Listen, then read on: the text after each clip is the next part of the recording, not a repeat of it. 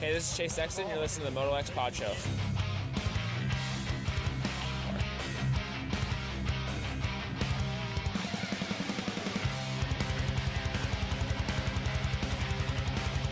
What's up, you guys? Jeremy McGrath here. You are listening to MotoXpod show.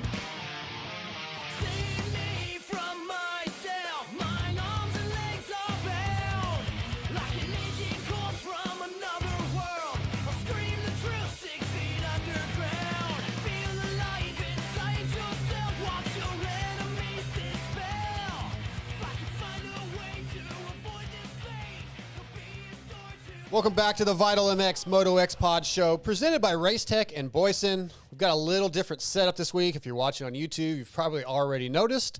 I'm in SoCal at Michael Lindsay's studio here for Vital MX. I'll be out here for a couple weeks. I don't have Scotty running the cameras. ML's going to be running them tonight. He'll be on YouTube and talking on the chat. It's going to be a great show. We have some good guests coming up, including Jimmy Decotis, the Rippa, Chris Canning, and Lux Turner, AEO's Lux Turner, will be on tonight after he had to cancel last week. But before we get into that, let me introduce my co-host tonight. As I said, working the cameras from Vital MX, Michael Lindsay. Oh, this is going to go very badly. You think so? Yeah. Worst case scenario, we have a show that's not great. Okay, so it'd be par for the course. Oh, ouch. Okay, and we move on. Also, on the phone with me, all the way back in East Texas, not working the cameras tonight, getting an off night, Scotty Thompson. What's up, Scotty?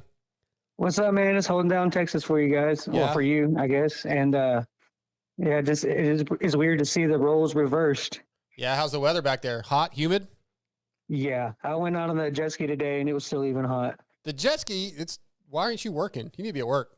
I did. I took just a little early afternoon. I was there. Jet skis. We're doing some cross training. There you go. Yeah, exactly. Hanging out with Porcel. I need oil for the jet ski. Well, as you guys know, this is the Boyson opening discussion segment brought to you by Boyson and their Factory Racing's Rider Support Program. As I've talked about before, Michael Lindsay, it's a pretty cool program for guys that might want to get involved. You get some discounts.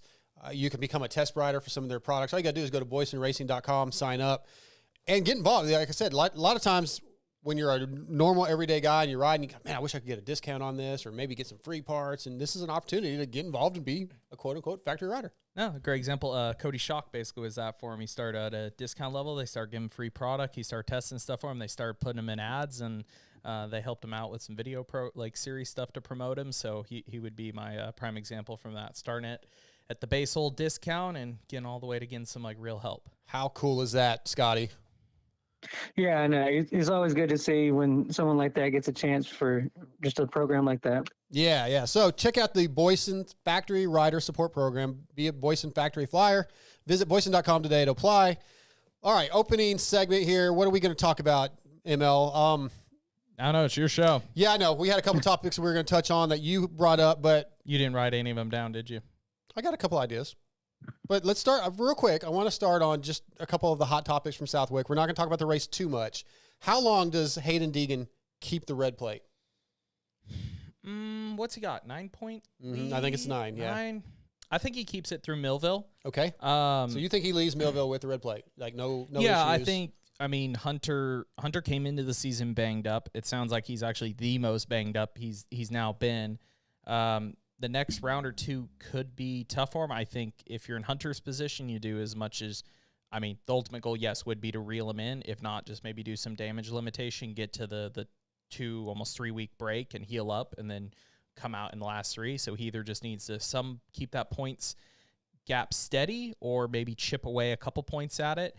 Who knows? Maybe he comes off firing, but I kind of, based on the injury stuff, I would lean a little more towards, maybe he's getting a 3-1 again or a 3-2 and Hayden's going 1-2 or 3-1, something like that. Enough that unless he has a bad week, I don't see him blowing the whole 9-point lead in one weekend. Yeah, I don't think so either. Scotty, what are your thoughts? Do you think that Hayden can keep it for a while? Do you see maybe in the last 2 rounds, Hunter's had some issues? Can you see those issues continuing where maybe he has another bad round at Millville? Maybe we get a DNF or a crash or something.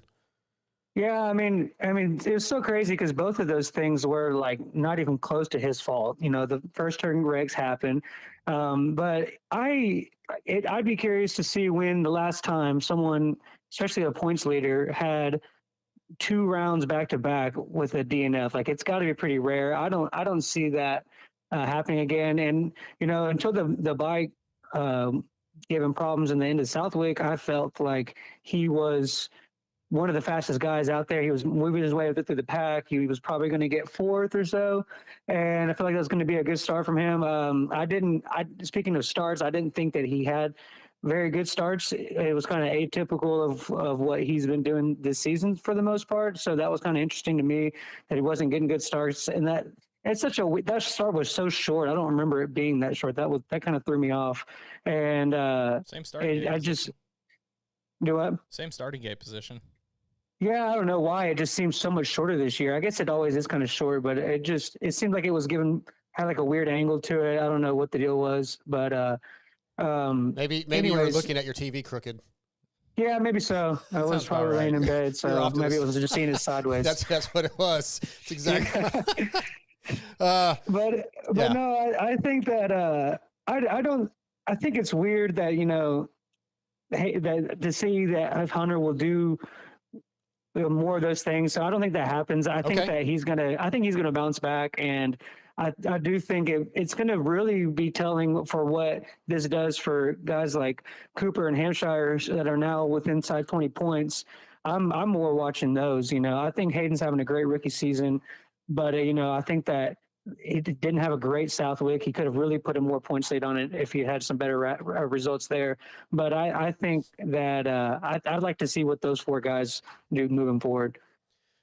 Yeah, we have a championship on our hands now, though. It's going to be exciting these next couple rounds. Weather, heat, and humidity is going to be a bit of an issue again at Millville. ML, it's always hot there.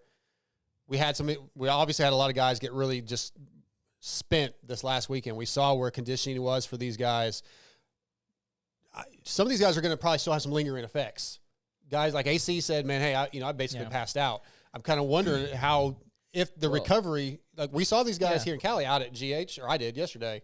Like they didn't take a break.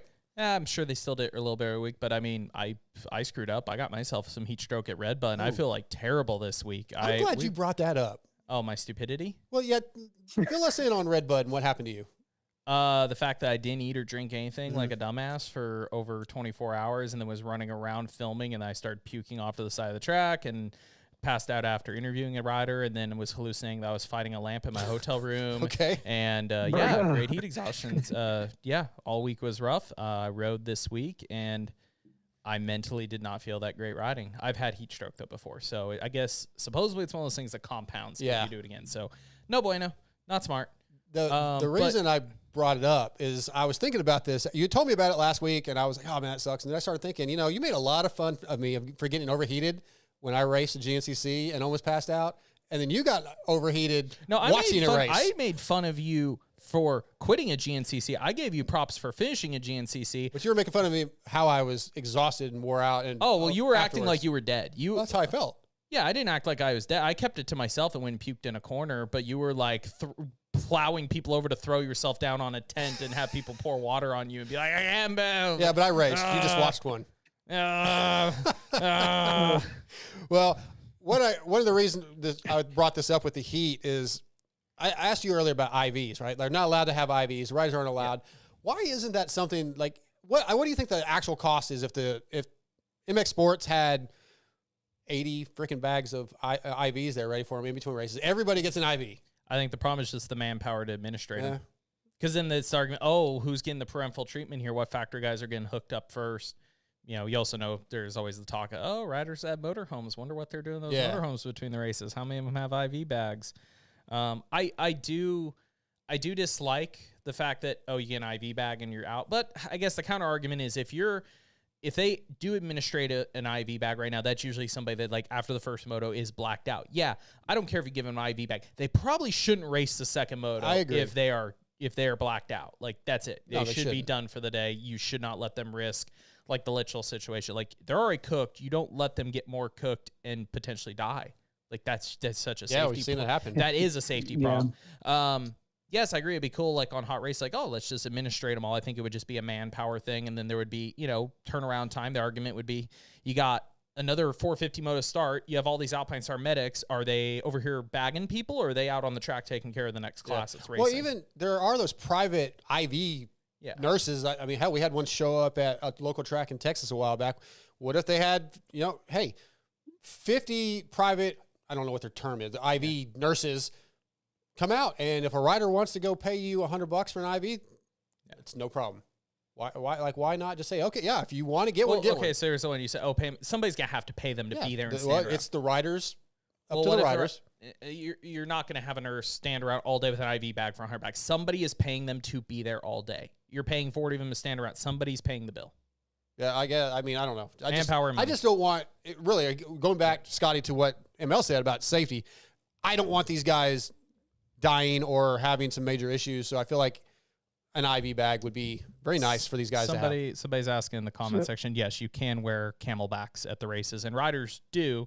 It is kind of funny, like, I don't know. I don't know if it's not the cool thing, but plenty of off-road guys do it. I feel like the only rounds we've ever seen water packs is the second and third year of Freestone after everybody learned their lesson. Like, we should probably wear camelbacks at this race. But of course, if you're not hydrated the day before, you're already kind of screwed. I mean, it's a Band-Aid. Maybe, I mean, if you're right on the verge last couple laps, I mean, maybe if you're drinking a little mid-moto, maybe it would help. But even like what I ran into, I realized I had gone too deep partway through the first moto when I started puking. Well, then the problem is I'm running back to the tent to get water and Gatorade, and all I'm doing is throwing it back up again. Yeah, I'm done. Like, I've already gone past the point of no return, and this isn't going to get any better. Right. Again, that's kind of my point. Like, if you have the guys that are that bad after the first moto, it's almost like it's very hard to police, but there's like a certain cutoff point with some people. It should be after the first moto. Like, hey, you should probably not be able to line up again. If you're over there throwing up and you're about to black out, I get it. We're dumbass dirt bike riders. You want to be tough. Somebody has to make that call. Yeah, somebody needs to be the responsible one and be like, hey, man, you're not lining up. Or everybody just gets an IV and they're fine. That's where I'm going. You know what? You should start a fund for that. I will. Start your fundraising. Well, hey, can they do the can they have the liquid IVs? I've heard that term before, but I've never actually looked up the product. I don't even know what that is. I've heard that too. Yeah, I haven't actually looked up the product. I've used them for other reasons than just being after end of a moto, but they work. I mean, like they're just super packed with electrolytes, and they kind of just like rejuvenate you. It's an interesting question. Don't know. Let's move on to motocross. Hot water after 10. I'll read Scotty's comment. Hot water. Have you never wore a camelback during a race, Scotty? I mean, no, I haven't. Nah, I did that one. I did that one when we did that enduro, but it was like 28 degrees, so it wasn't getting hot. Yeah, and you only rode for like 5 minutes. They're like insulated. You put ice in them. They're still good. They're still like at least room temp after like 2 hours. I used to wear them in works races all the time and stuff. They're fine. Race Tech is also on board as one of our title presenting sponsors, and their Race Tech Gold valves provide a plush feel with drastically improved bottoming resistance and increased traction. All Race Tech products are 100% guaranteed and made in the USA. Go to racetech.com, look for your local service center, hit them up, get them to help you service your forks or your suspension at the very least. If you want to upgrade, get some gold valves, improve your plushness. They're great product. Race Tech, thanks for them being on board. Motocross of Nations is a question this year of who might we send, ML, and you had the idea of us getting together, saying who our picks would be to race Motocross of Nations, because really we're at a very, very limited pool to draw from. So I'm going to go to you first, since it was your idea. Who would be your picks? And Scotty, he told us it has to be realistic, so we can't go like Adam Cianciarulo, because Kawasaki's not going to go. It can't be. It can't be somebody that's not going to go. So so realistic, and even I'll bring my backup, because at this point I'm not 100% sure if Chase is going. He's been asked, he says he wants to go, but he is switching teams in the year. There seems to be, even on his end, maybe some question marks if he's going or not. Theoretical team, I would love to see Chase Sexton, team captain. Yep. RJ Hampshire on a 450 for open for MX3, and then Hayden Deegan 250. If we can't take Chase, for me it would be between AP and probably Barsha when he comes back, depending how Barsha's performing. Sucks though, we're out with Anderson. AC doesn't sound like how he will support it. For everybody that keeps forgetting, no, we cannot send Justin Cooper. He has a wedding that weekend. They booked it on a weekend the race wasn't supposed to be, and then they moved it to the same weekend that he booked his wedding for. So we have no Justin Cooper. Yeah, and I brought this question limited. up on social the other day and somebody said, why are we not sending Hunter? And I had to remind them, he is not of this country. Yeah. I mean, Did we will somebody take really him. say that? We'll take him. Yeah. Oh, yes. And I remind the guys like, wow. And it's somebody I know that's kind of not in the industry, but around the industry. And I was like, wow. Oops. He'll be there, but not. Yeah, he will be there. He will be there. He may be parked under... there may be some American Honda mechanics working for him, but he's not running for Team USA. I can't. So I need to change my team because I had Jet, Hunter, and Hurlings. That would be great. Damn, we're winning. Woo! I'm going to go Barsha and Chase if he can go. I think with, Hayden on the 250. Mm-hmm. But without Chase, I was saying, I think I'm going to go Aaron Plessinger and Justin Barsha and Hayden Deegan. Mm-hmm. I kind of feel like all the options that we actually have are pretty close. Yeah. So there's only about 6 or 7 guys we can really pick from. Like we could maybe go Levi Kitchen. Malcolm, is Malcolm going to be healthy yet? No. Okay. So I wasn't sure about when Malcolm's return would be. I think his earliest return's like SMX. Craig's kind of in that boat. So if we're setting Chase aside, I'm going Barsha AP. Yeah, I'm going to go Hayden over RJ. What about you, Scotty? What you got? Yeah, I would really like to see it work where Chase can go. If he did go, Emil probably know this, there's no way he could do it on a Honda, right? That's what he would do. He would not go on the KTM. Oh, okay. He'd be on the Honda. It would be on the Honda. It's outside his contract. That's the question mark. They probably would support it. It's just kind of figuring out, is Chase, I think he's very patriotic and would want to go. I think he wants to go, but he has to also weigh, am I on the KTM testing? Am I sticking here for 2 weeks? What does that actually look like? Because we've seen plenty of guys who switch teams and their cop out is like, hey, I have to focus on my next year. I'm sorry. Now, Chase did tell me Sunday he wants to go, but he of course doesn't really know all the details of what's going to happen. So I think he would. Yeah, he'd probably go on to KTM if that's all the only option. If they had that, if that was an option, he wants to go. I think he wants to go bad enough that he would try. But anyway, go ahead, Scotty.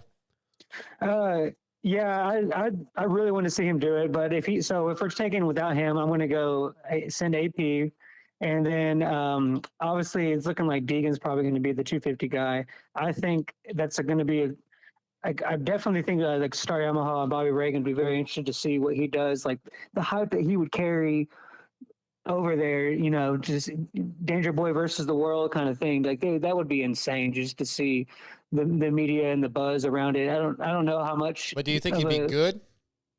Yeah, I think I don't think he's going to get fazed by any of that stuff, and I think it's a good opportunity for him to learn. So I mean, who else would we send? Him or RJ? Or Levi Kitchen. I think that he would. I think his ceiling at an event like that especially if he gels with the track real well, then I think that he would be, I definitely think he could top 5, top 10 his race. And if he's doing two of those, then, he's going to put him in pretty good shape. Yeah, I think the big thing is the no fucks given attitude is pretty perfect because you're going to be on the world stage. You're an American. You're expected to do well. He'll be if he goes, he would be the first rookie since RV in 06 that we've sent on a destinations team where they won. Yep, yeah, and look what RV did. Yep. Yeah, he destroyed everybody. That was crazy. I think especially if I was sitting in Bobby Reagan's shoes, I'm like, yeah, let's send him. Let's go Danger Boy. Let's go see what he can do. And then for the third, I've been waiting to see Barsha come back. It's looking like it's, I don't know when that's going to happen. I would probably pick him. Bam Bam in an event like that is going to be hard to mess with. And so I think that'd be a pretty solid team. And then, Michael, you also brought up Team Puerto Rico. Oh, yeah, that's the B team, basically. The theoretical Puerto Rico. Yeah, so I want Jimmy Decotis. No, wait. We do have somebody has to be a Puerto Rican. We've ixnayed that before. Okay, that's right. I couldn't remember. That before. Okay. We used to say that, but we're good now. Yeah. We're sending Jimmy D. Okay. we're sending, I want Jimmy D, I want Ty Masterpool, and I want the Islander. I mean, because that kind of works. I mean, if we sent Grant Harlan, that's close enough. I mean, they're both somewhere out in the middle of the ocean, right? Sure. Yeah. I mean, very far apart from each other, but that's close enough. Yeah. I like it. That's your team? That's my team. Yeah, I don't want to pick the same guys, but those are the ones that stand out so much. And well, one I did fail. I feel bad. I did fail to mention. I just went off my heart a little bit there, but Marchbanks as well could go. Oh, yeah. See, every time somebody pops into my head, I go, oh, they're not American. There's so many guys. I'm like, oh, what about, no, they're not American. Man, that's tough because I want to pick the same people almost. So I'm going to go Harlan. Trying to think of somebody that we could bring back, like when we did a few years ago when Travis Pastrana came out and Kevin Windham. Like, could we bring somebody back? I'm going to send AC, Team Puerto Rico. AC, it's Kawasaki. How about Dang it. He's not on the main team for a reason. This is the stupidest game ever. Stupid. Can I go? I said Chris Kiefer. I'm putting Kiefer on the team. Kiefer's going. Are we sending Mike Brown? And Brownie. That's my team. Yep, that's my team. I like it. Because Brownie and Kiefer together, I mean, they're going to go to the front because they want to beat each other. So they're going to win. There's only one place that happens with Kiefer. That's Glen Helen. I mean, because I've read it half a lap down. That's true. Well, that's still my team. That's my team. Okay. I don't know who else to pick. I can maybe think about it some more. Go ahead, Scotty. I would do Phil on a 250. Oh, I like Phil. It's not bad. And then I would do Masterpool and then Marchbanks. I got one. Somebody threw this in the comments section. Why not Webb? Well, I wrote Cooper Webb down because I wasn't. He's sort of in the same boat as Chase, except worse. He's not going to race the rest outdoors. He's going to prep on the Star Bike for the 3 SMX races. Yeah. But don't you think if he goes for Puerto Rico, he'll still do better than anybody else that goes for Puerto Rico? Oh yeah, no. I'm talking about the actual main. I think somebody meant the main team. Remember that they're a little behind us on the chat. Sometimes. Oh yeah, okay, I'm with you. I mean, I don't know. No, you don't send him over. AP. I wrote him down, but no. Ridiculous. Here's the thing, though. I think if you asked him, he probably would say yes. Yeah, I think so. I think he'd say yes. I'd like to think so. I did text AP because I was like, I wonder, what about dropping AP to a 250, which you said is a terrible idea. Yeah. But, like, would AP be worse on a 250 than Hayden? Oh, yeah. He won a championship. So, look how much. No, it's not happening. Okay. No offense to AP. Well, he said he would go no matter what. He would go no matter what, and I would respect that. I just want to say, I do feel like AP, Barsha, and Deegan MX team, that screams America for sure. Yeah, oh, yeah. Somebody else asked, I guess I'll correct this one. Somebody asked, is Joe going with Cowie? Mitch always will send his guys. It's factory Cowie that's like no-go. So, yes, Joe rode for Japan last year. I would you know what? I say that with Joe going to Honda. I don't know. There's too many people. Joe will go for Japan this year. I hope so. Breaking news. We're just not going. I just don't know who the hell's going. I do know I'm very worried about Spain at this point. Why? As a competitor. Oh, really? Yeah. Yeah, Fernandez is killing it. Prado, and then Star. Oh my God, I'm losing my brain cells here. Ferris will be back by then. Oh, okay, yeah. Yeah. Where are the Koenig brothers from? Aren't they Dutch or the Belgium? I think they're Belgium. Yeah, Belgium. Yeah. So like that could be good. Those. Well, you wouldn't. Who would you take? I didn't do my Euro list very well for this. Yeah, I was not prepared. I'm not prepared on that end. I'm still learning. Okay. Well, there's gonna be there's a lot of guys in the MXGP that are really on it right now. So, the Dutch team probably be Kai de Wolf. Will Herlings be ready by then? Yeah. So Kai, Herlings, and Koldenhoff. Koldenhoff. That's gonna be a good team. Mm-hmm. Yeah, who's like? Is there really a hands down favorite? I mean, probably French. French is always strong. They would have Tom racing, great GP experience, or any experience than racing here all year. He will be super solid.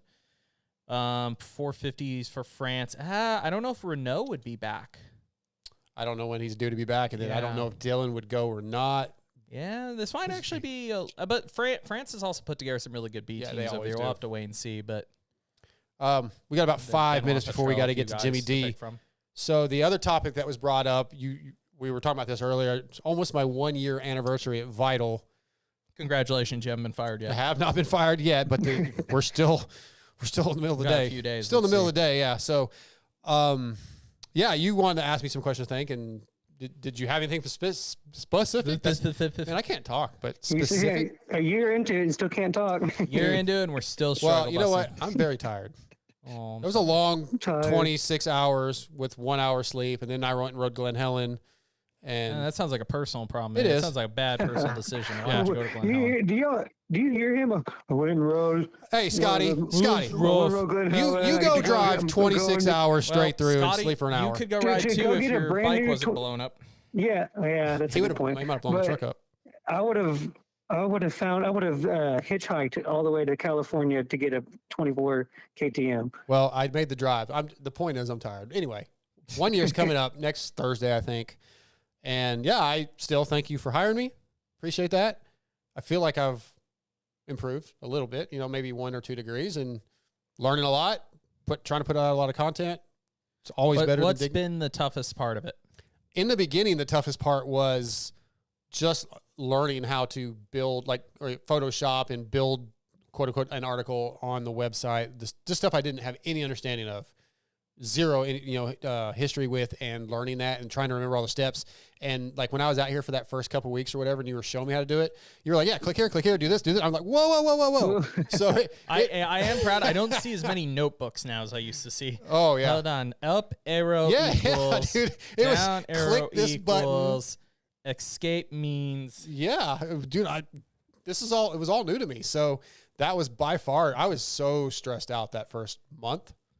First month, like first 4. All right, maybe 11 months. I was like, wait, you're not stressed out anymore? All right, well, yeah, okay. I was more stressed out.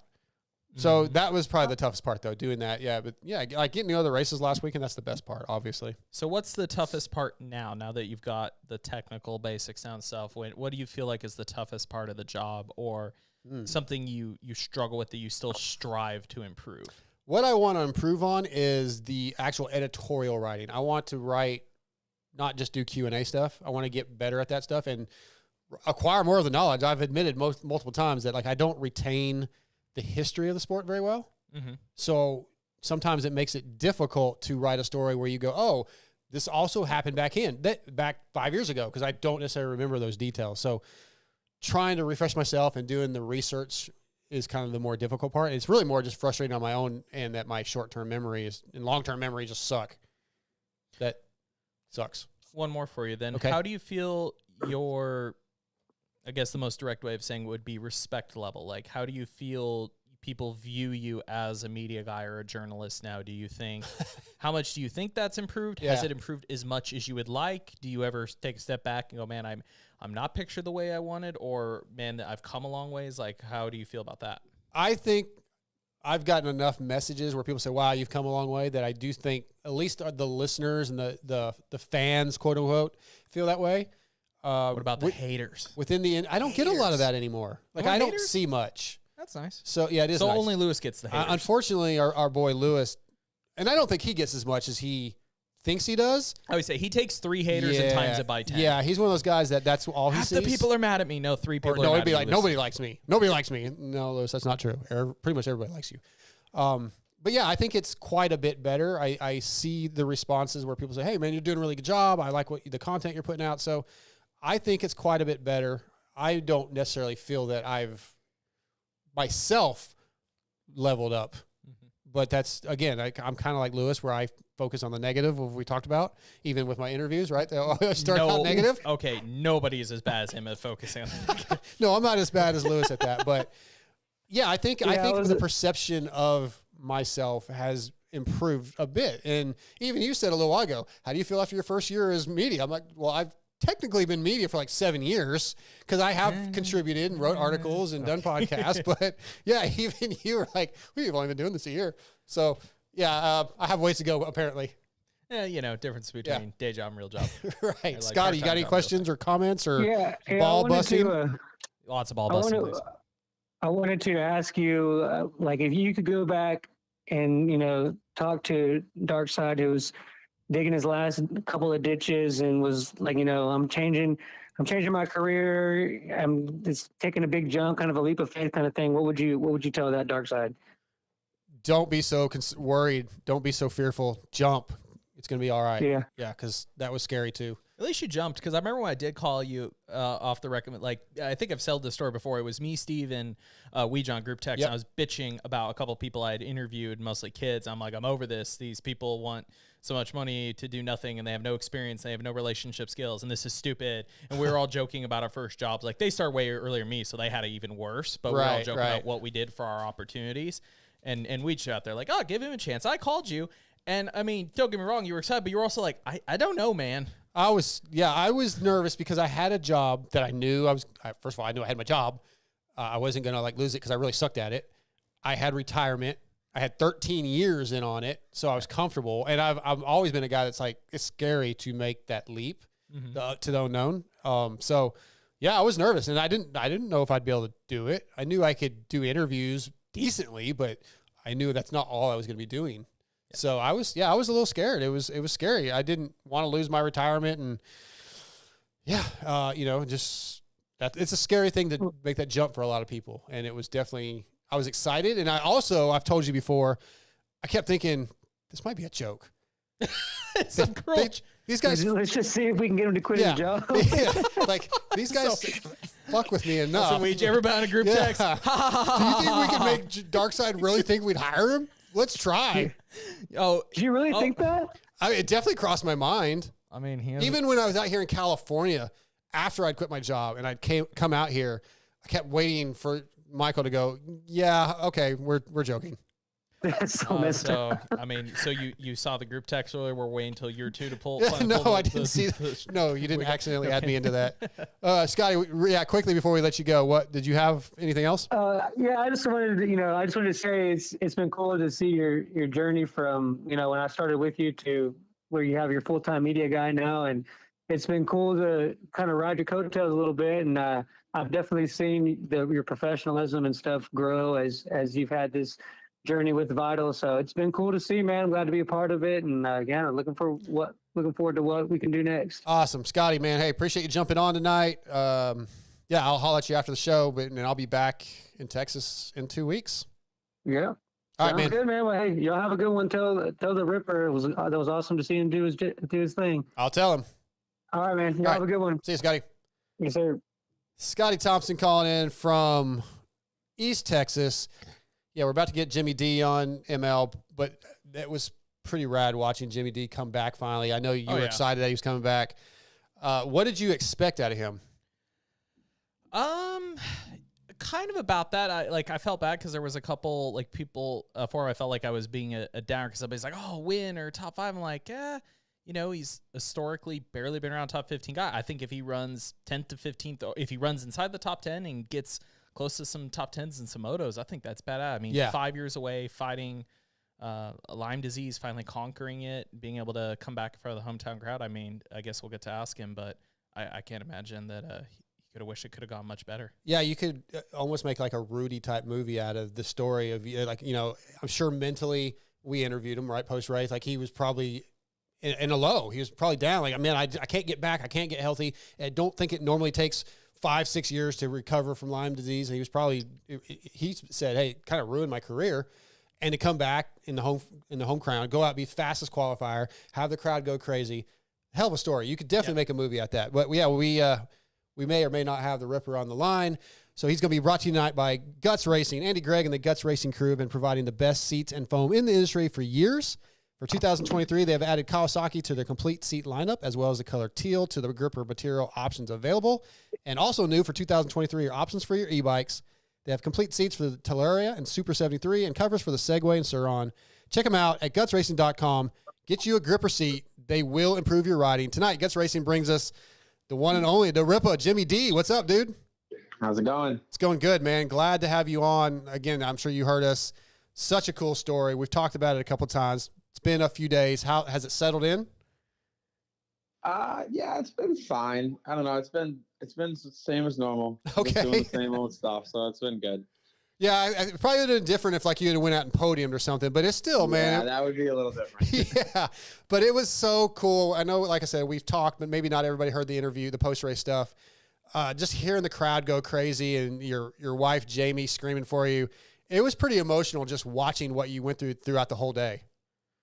Yeah, it was Like I thought going into it, I would just enjoy the day. It'd be easy, fun, no big deal, just doing it one-off thing, whatever. But like I was stressing bad. I was like nervous and edgy, and it was just like it was so like you said, there was just so many emotions going on.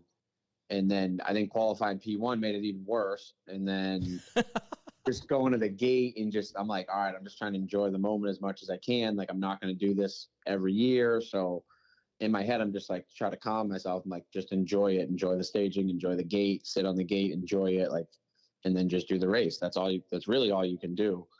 So I felt like I did really good at that, which was good. I started riding with earplugs again, like maybe 2 weeks ago. I feel like that really helped kind of focus me in and just kind of like I could still hear everyone, but it wasn't overwhelming. So I felt like that helped me a lot. It was more just like trying to calm, like you said, all the emotions through the day. And just because they're good emotions, it's still stressful and it's still tiring. And then with the heat, it was just a lot. It was a lot. I didn't enjoy it as much as I did until it was over. I'll tell you that. Not as much as I thought I was going to. Yeah, that makes sense. So I'm curious, starting out your day, or well, I guess Friday at Tech, they give you your practice sticker. Did you kind of know you were going to be in B practice? Like, did they ask you, hey, what do you want? Were you given the option, or did you just get handed the sticker and you're like, oh yeah, this is go time? I kind of honestly. Last year at Southwick, going into this whole thing, I knew they did 450 first last year, and I knew on the broadcast schedule it showed NBC Live. So basically, since I announced I was doing it last year on the Racer X show, I never like said it on my social media, but like people in the industry knew I was thinking about doing it. It was like I kind of, I just lost my train of thought right now. I was just zoned off on it. I just feel like, oh man, I'm like, yeah, he was asking you about were you going to be in first? Were you going to be B practice? You kind of knew the 450s. The whole time I was always assuming 450s were first, 250s were after. So like when the class, that's what I was going to say. When the class 450 class started getting a little like guys were going out and people were like, you should race 450. I'm like, oh man, 450 is going to be first. I could do 450B. I was like, that'd be a really cool thing. But I'm like, you know what? I'm a 250 guy. I've lived in the 250 class my whole life. Like I want to race with those guys. So going in, I assumed I was going to be 250B last practice of the day.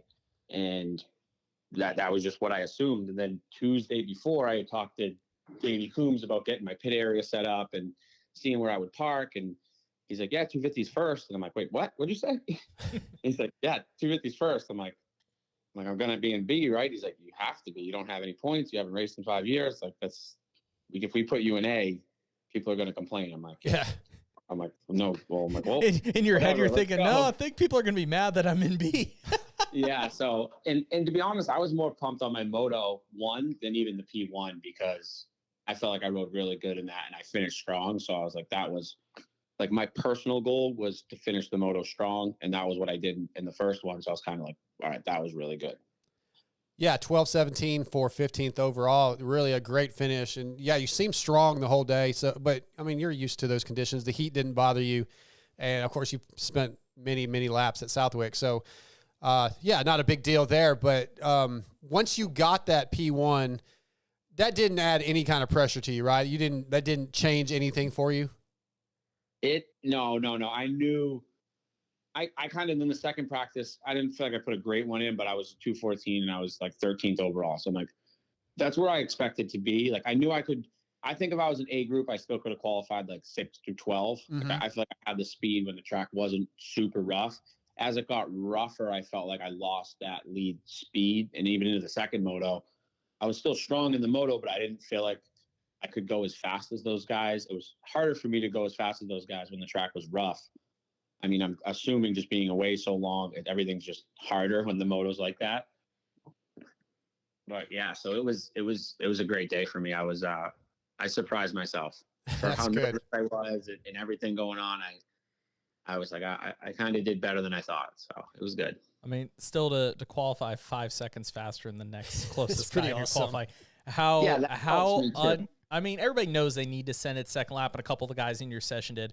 How on the edge was that qualifying lap? Did you get done and go, or did you have a Phil voice in your head like I saw God 5 times, or were you like, yeah, that wasn't bad? it wasn't that bad. It was decent. The thing is, you can only go around that place so fast with like the way the berms are. So it was more of just like I had to really be good in certain spots, like the washboard, like the mechanics area there. I had to be really good through there. It's more just like it wasn't that sketchy for me to do that. No, it wasn't that bad. Hey, I want to ask you, you mentioned sitting on the line and kind of taking it in.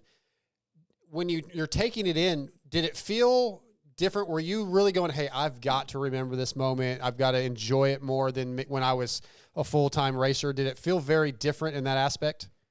Yeah, it did. I think that's why I was more nervous, because when you're racing, you just block it all out. You're racing. All you do is thinking about that. Where I was like, I'm telling you right now, I didn't look at one bump, one turn, one thing on either parade lap. I looked at the crowd. I waved to people. I smiled. I laughed. I didn't even look at the track. I was like, I'm just enjoying this moment. The more I'm looking at the track, bugged out about this race, and I'm like, it's not going to work for me. Like, I have to enjoy it. And yeah, it felt a lot different. It was way different. Very different mindset than when you're racing full time and going for points on championship, because you can enjoy it. And I think you'll look back on this moment, and you're not done racing, Jimmy D. I think we're going to talk about some other things coming up, but still, that was a big moment in your career, just to come back and beat Lyme disease as we talked about, and it's just a special moment that you're going to always remember. Yeah, and I thought I'd be being out of it for so long, and like I was golfing for a while, and like, I was telling people like I don't want to get hurt, and I'm like, I never once thought about that on race day. Like I was more nervous about just being the best me and trying to get a good result, and just if like how well I was going to do in that heat. Like I had ridden in it and I've been doing some motos, but like I didn't have the best preparation for it. Like I wasn't sure I was going to go as well as I did. I knew it'd be pretty good, but not that good for like how conditioning I was. So I surprised myself there, but it was really good. So I think we've heard you're going up to race at, I guess, something you'd almost could consider a second home up at Santa this next weekend. Yep. What, after number one qualifying, did Kevin Tyler just hit you up and say he needs you to come out of retirement for Canada as well or something? No, when I put together Southwick, I was like, I can't just do all this training for one race. But I was like, I don't really want to do like Millville or Washougal or anything like that. Like just local stuff is really what I want to do. And I was looking at the Canadian schedule, and I wanted to do Gopher at one point, but I'm like, I don't really want to do what Van Berkel did and do.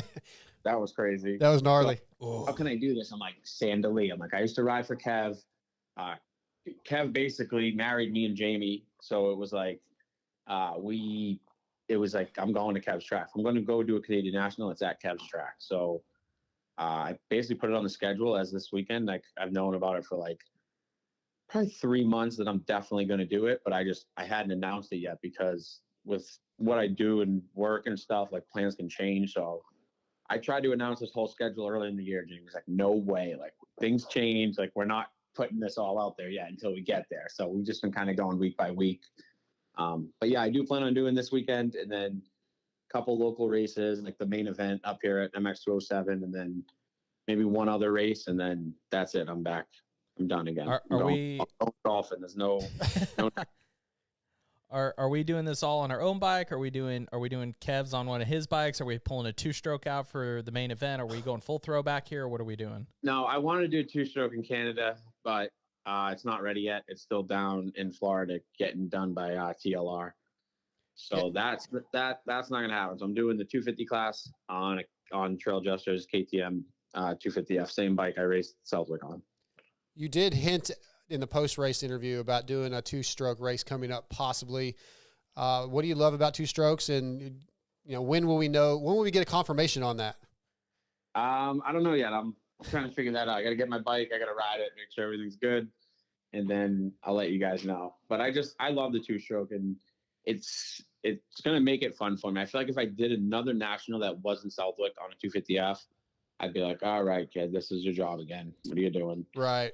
So I feel like doing it on the 125, it's like, I feel like if I don't do it on the 125, everyone's going to be so mad at me. So I'm like, everyone was already pissed at me about Southwick about not doing it on the 125, but I just knew my fate there. Like, I would have been fine looking back now because the B group, I would have easily got in, but if it was the other way around and I was in 250B on a 125 and we went second, it would have been really tough to get in.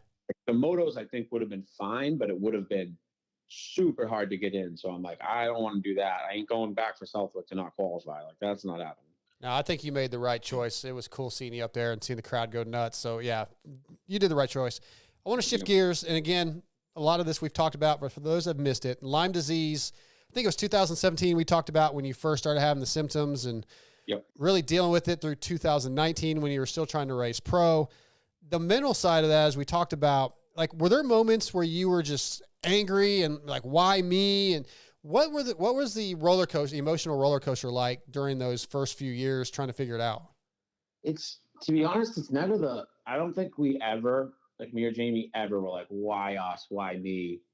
It's more of like, I think because we're like, I'm a racer. So it's more like, what's next? How do I get better? What can I do? What's this? What's that? Who do I talk to? And I feel like when you have that mindset, you can almost get out of anything. And I feel like that's pretty much what we did, because if we went down that poor me, why me route, oh man, I wouldn't be talking to you right now. I wouldn't race Southwick. I'd probably still be sick, but we kept finding options. We kept looking. We never stopped. And that's really what saved me and what's even why I was able to even race the national last weekend.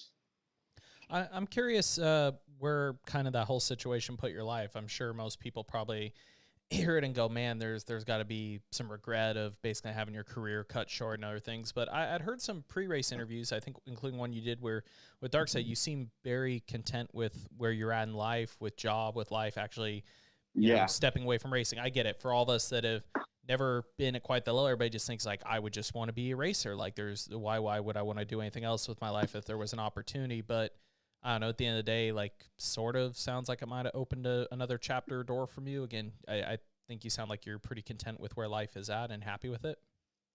Yeah, it did. In the first like year after I retired, I'd say I wasn't thinking the same way or feeling the same way. I was a little bummed and kind of like, all right, what next? And that, I think part of that was I was still sick.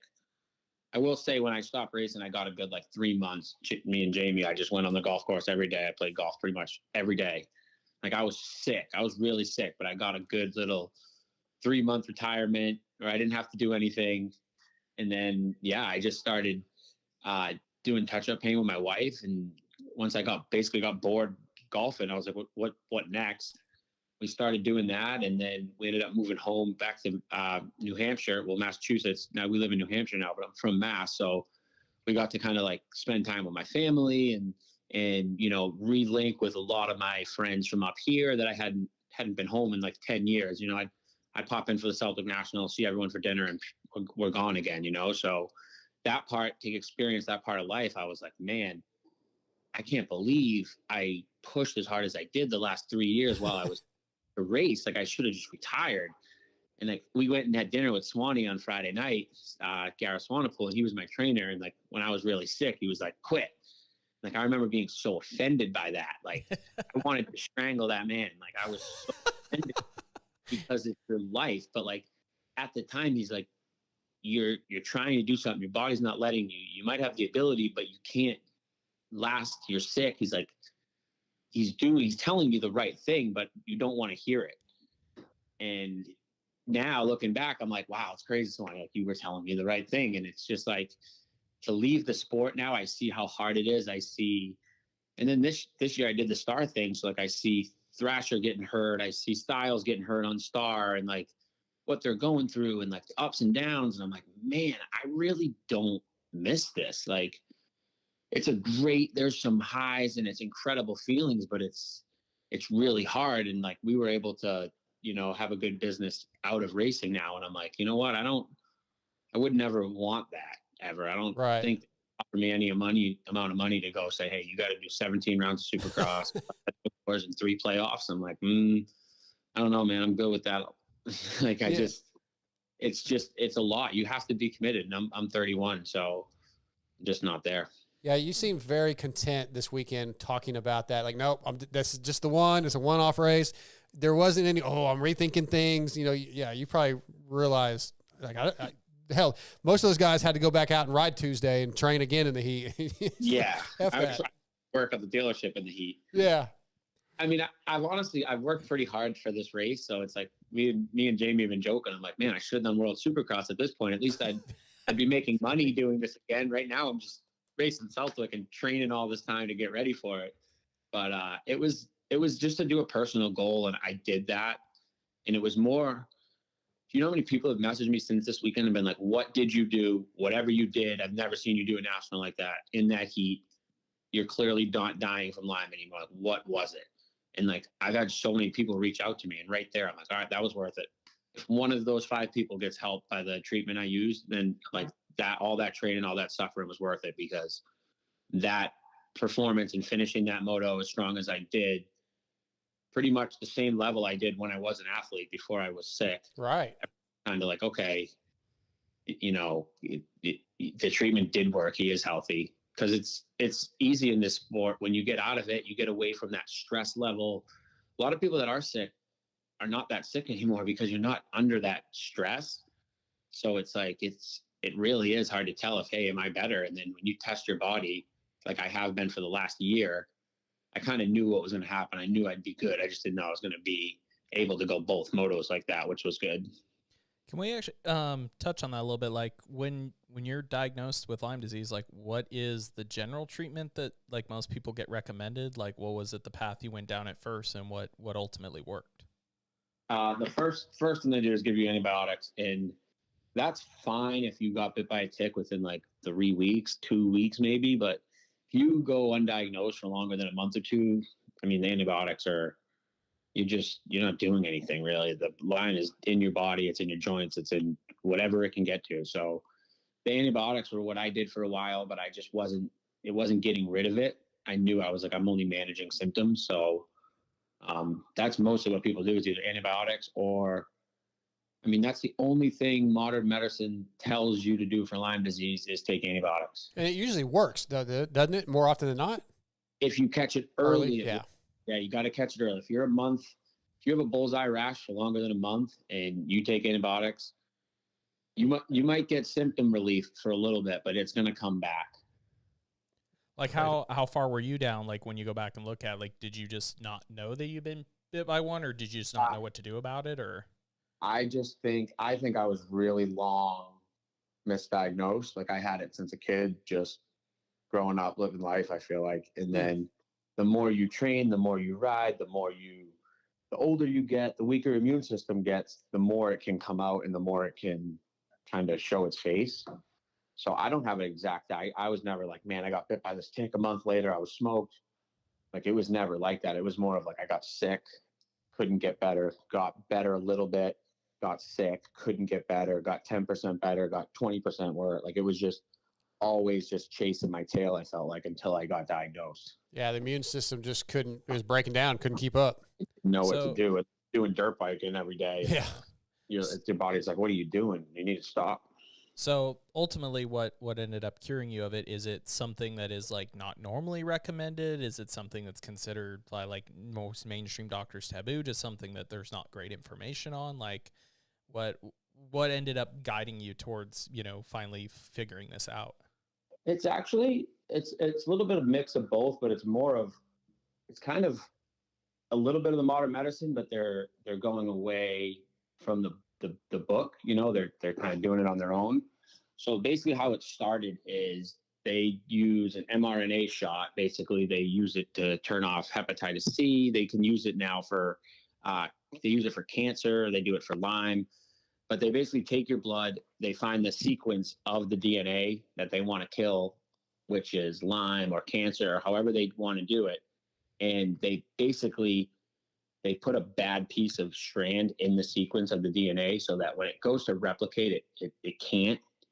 It creates like a cell apoptosis, it's called. I'm not the best at explaining it. I'm not a doctor, so it's really, really confusing. But basically what it does is once they inject you with this shot, whenever that bacteria goes to replicate and grow, which is how it gets worse and makes your body, it basically stops the sequence from happening, and then the cell dies. So it's like, and then that's basically how they get rid of it. And it works in your body for 6 months once they inject you. So you're constantly, because the Lyme can reproduce every 90 days. So you're constantly trying to attack it, because you could have 90 pieces of Lyme in your body that are reproducing on every single day. So it has to go through and kill each one as they reproduce through the 90-day cycle. So it's pretty crazy science. It's just unbelievable. And like, I just couldn't believe it when I looked into it. It all like came to me. I was like, this is it. Like, this is how I get rid of it. Without every other treatment was managing symptoms. That was pretty much it. There was no other, hey, you can get rid of this and be Lyme free. Like right now on my test results, if I went to the CDC, like they say you can't cure Lyme, I could be like, I cured Lyme right here. Look at my results. Here I'm positive plus CDC criteria. And then here I am 2 years later, well below CDC criteria, actually showing zeros. That's so cool. They'd be blown away. Yeah, Jimmy Decotis tonight, brought to you by Guts Racing. I'd probably disappear. Yeah. I can't imagine the relief. They'll be like, where'd you say that doctor was? What's the He'll disappear too. Yeah. See you later.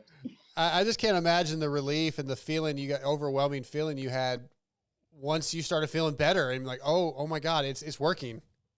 Yeah. And it started like almost little over a year ago, probably months before I even said that. I kind of started riding with the guys, like the guys like Harrington and Canning and those guys, and just kind of helping them. And I'm like, man, I'm tired. Like I'm getting like tired out there, but I was like, I don't feel like I would be so shaky. And like, I feel like I drank 10 cups of coffee sometimes when I didn't even drink any. Like I would be bugging out of my skin. So like, I'm like telling Jamie, I feel normal again. Things are good. And it just like snowballed from there. And like, I used to not be able to do the heat. And now in the heat, I'm like responding well. It's just everything. It just came together at like a good time.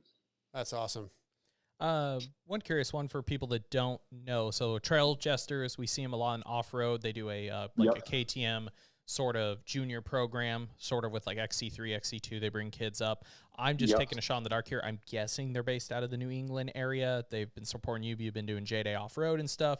You had your boy Keith wrenching for you this weekend, so you had a lot of familiar faces. But can you tell us a little bit about Trails Jesters?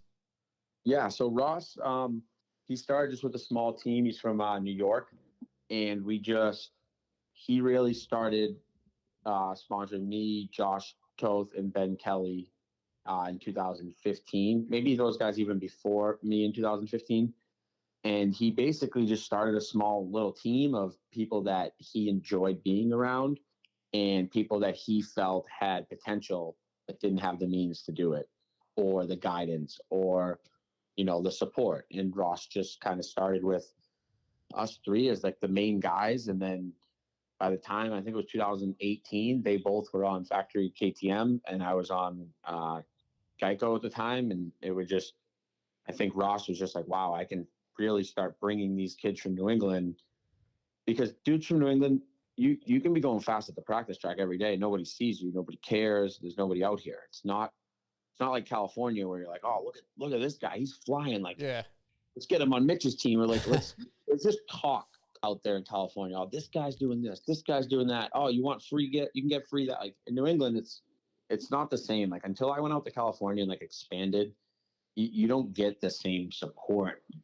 level in New England. So I think Ross knew that, and he was like, you know what, I'm going to start this program. And he just started building guys, and like, he's been doing a great job at it, and he's still doing it right now. And it's just cool to see how he's done it. And then for him to step up and support me doing this race it was really, really cool of him and KTM and everyone. I was kind of blown away with the treatment that I got.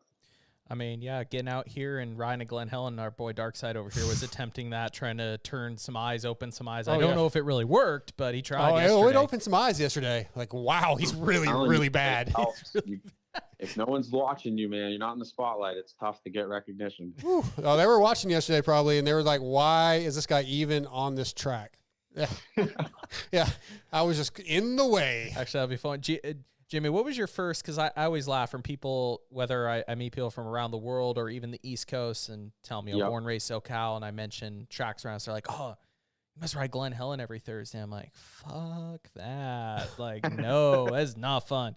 Jimmy, give me your first Glen Helen experience on a Thursday. Was it what you expected? Do you remember that hell?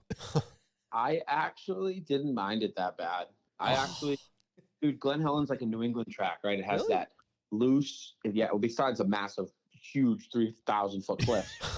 But the soil itself, right? It's like that loose, there's berms, you can push out wide. It's like, as long as they're not national prepping it, when they're national prepping it, it gets rutted and stuff. But it's all like that loose soil where you can move around on. Like I always struggle being a sand guy on like the High Point track, Steel City, the rutted track. So like I actually enjoyed Glen Helen a lot when I rode it, like a lot. I probably had my worst Thursday there riding with Swanee and Cooper and those guys, but just because they were working me so bad, not 'cause I hated the track.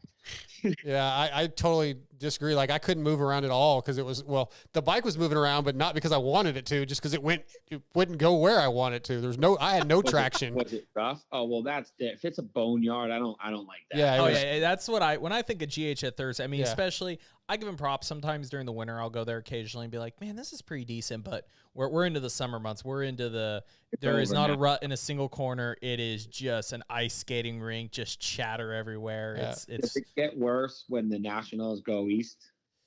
Yeah, especially because we just don't have anybody. I mean, California's dropped off so much during the summer. Only the Cowie guys are really out here. They don't really have a reason to upkeep it as much in the summer.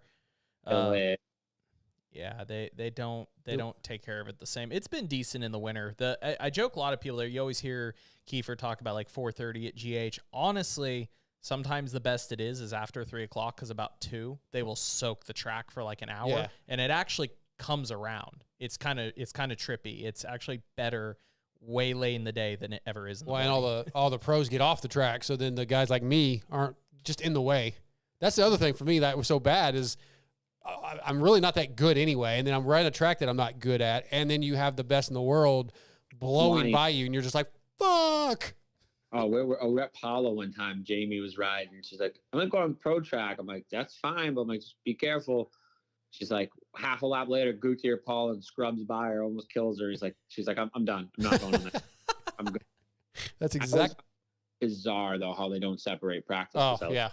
We finally Fox Raceway's been doing it a little bit lately. They won't start all of a sudden just randomly in the middle of the day when it's to the point it's near death. It's because we're getting ready for Lorez. We have a lot of mini kids out for the summer, so there'll be all the PC boys riding, Anderson, AC, and there'll be like 10, 50 kids on the track, 20, 65 kids with trainers cutting the tracks. It just all of a sudden randomly somebody will come out, red flag it, and they'll separate it for these 20-minute sessions, which when I was a kid, we used to do that all the time. But yeah, it does trip out people. They're like, you guys have tracks that are prepped every day. You have flaggers everywhere, but you don't split practice? Like, nah, we just let quads land on kids and stuff. It's great.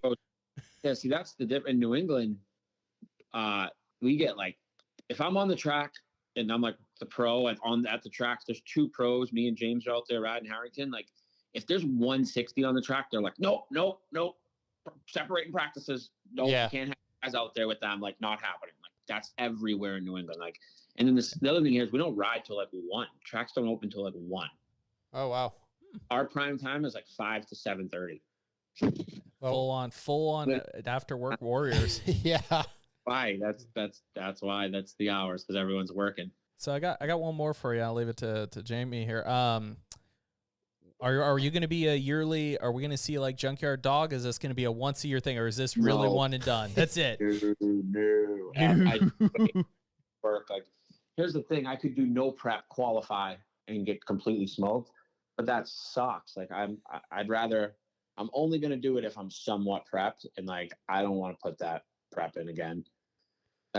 It was a lot. I did a lot of sacrifice and work training after work when I should have been hanging with Jamie, and I moved home to hang out with my family. Like that was our plan. Like I've barely seen them. I'm out like, oh, they're like, oh, come do this. I'm like, camp, training, riding Celtics in a month, doing that. It's like, nah, I'm like, I'm good. I don't want to do that.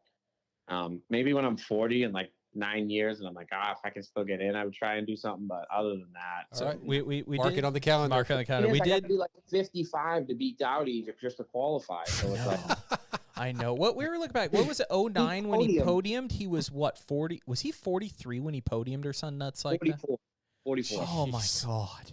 So he was on the golf cart, and I'm like telling everyone around after the race, I'm done. Yep, 31. I'm done. This is my last like Southwick. And then Dowdy's like, how old are you? I'm like 31. He's like, I won my championship at 32. I was like, holy shit. I feel like it's one like we talk about now. Oh my God, Tomac and Anderson racing Supercross at 31. This is crazy. Yeah, John Dowd was podium race as well. Beyond that, dude, he was a different breed. They don't make them like that. No, they don't. They really don't. So we had one more earlier. We were doing destinations predictions. We came up with our goofy version for Team Puerto Rico. You're saying you wouldn't race if you got the call for Puerto Rico? Come on, let's do like you, Time Master. Where is it? Wait, isn't it in France? Oh yeah, it's Ernay. It's hard-packed hell. Shane wants to go to France. Maybe I would do it. All right, he's in. Start making some phone calls.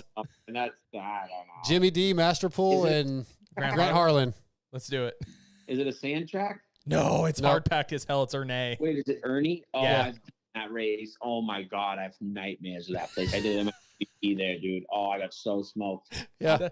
That's why I thought of you earlier because of your European adventure. Dude. I might not be the guy. I was kind of curious how you were going to react when I said Ernay because I remember you did two years of GPs or one? One. I did like 6 races in 2013. And then I left, went home, and then I raced Southwick that year on my own Honda. Wow. Yeah. You're saying it was that enjoyable of an experience. I was so over it, I left. That's awesome. Jimmy D, dude. Thank you.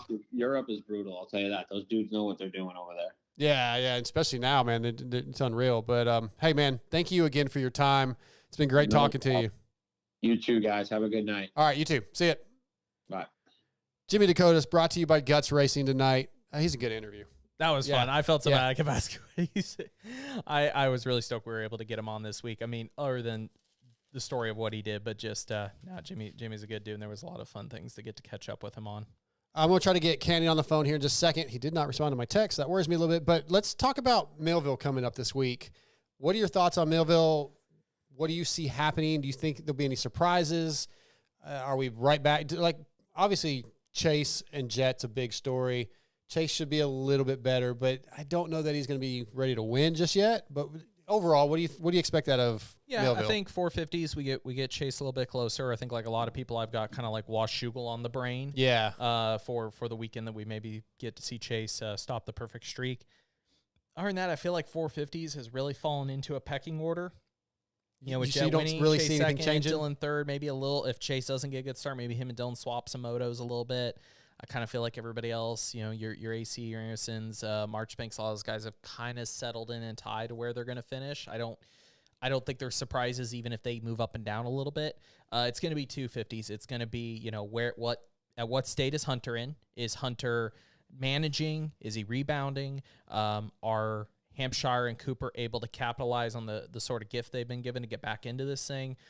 You know, is RJ putting together 2 motos? Is Cooper getting himself back in? I think it comes down to the 250 class is still going to be the story when we get to Millville. Yeah.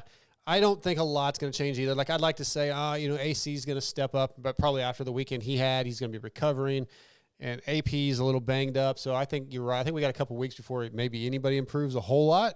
I think we're going to just see the same story, minus what you said, the 250 class. There's 4, 5, 6 guys that are basically going to battle back and forth. But, yeah, I don't think it's going to be much different. It's going to be a good race, though. It's just one of my favorite tracks to be at. I love that place. I love the creek. I want to get in the water midday and just jump in. So, yeah, you might see me in the creek in between motos. Just floating away. Yeah. Tonight, FXR is designed by racers for racers with industry-leading fit, finish, and performance. Progression is the name of the game with every new piece created. At FXR, we push our brand to the next level to provide you with the best products possible. Visit fxrracing.com to see the numerous gear lines and colorways, as well as our snow lines and lifestyle casual wear. Tonight, FXR brings us another Southwick native. Like, he lives really, really close to Southwick. Like, really, really, really close to ML. Chris Canning, what's going on, man? How's it going? It's going good, dude. How you feeling? You recovered? Do you have any lingering heat exhaustion? No. This was actually the best I felt after Southwick. I had a heat stroke a couple of years ago, so I felt good this year. Oh yeah, because ML and I were talking about that because he got a little heat issue at Redbud. And, you know, once you get that, it can come back a lot easier. It's a lot easier. So I'm pretty impressed that you didn't feel any effects from Southwick. Yeah, I guess I got lucky this time. I've had it a few times. Even when I was a kid, I had heat stroke, and I don't know why that it was good this time, but I definitely won't complain. Yeah, no kidding. Yeah, I was joking about how close you live. You actually live on the facility at Southwick, and you're probably pretty used to the conditions there, obviously, and ride it a lot. Well, believe it or not, we're only allowed to ride it on Wednesdays. So I do a school on Wednesdays, so we try to ride it before the school, and then we do the school. But other than that, I mean, unless there's a race there, I'm not allowed to ride it. So. To answer that for people to know, I mean, are we talking about the school, the kids that literally get out of school? Because I was tripped out the first time I ever went to Southwick, and I'm like, this track is literally behind a school. Where the hell is this place? That's their recess and PE program. Yeah, Canning is. Right? Are you a PE teacher? Is that your new job? Yeah, no, I just do the camp. Like everyone comes Wednesday nights after, like in the summer. Once the season starts up here, everyone comes Wednesday nights 4 to 7, and we do just a camp or a riding camp. So your results, 8-7 for 7th. Were you surprised by that? Is that about what you expected? Because you don't race a lot of nationals. Yeah, I mean, I don't know. I'm pretty happy with it. Mm-hmm. I can't say that I'm surprised with it. I mean, a couple of years ago, that year that I did have a heat stroke, I ran 7th the whole moto until 3 to go. So like, I feel like speed wise, I've always been right around there. I just, I don't do enough of them to like be in shape for them, essentially, you know? Yeah, well, I was pretty impressed. I mean, and we just had Jimmy D on, and that was my first trip to Southwick. So the crowd, the way they cheer for the local boys was insane, man. It was so cool to watch those guys going nuts for the local Southwick regulars, and just, they love you guys. Yeah, and they don't stop either. They're loud in the whole moto, like right from sight lap right until they say your name over the announcements, and then the whole entire moto. It's crazy.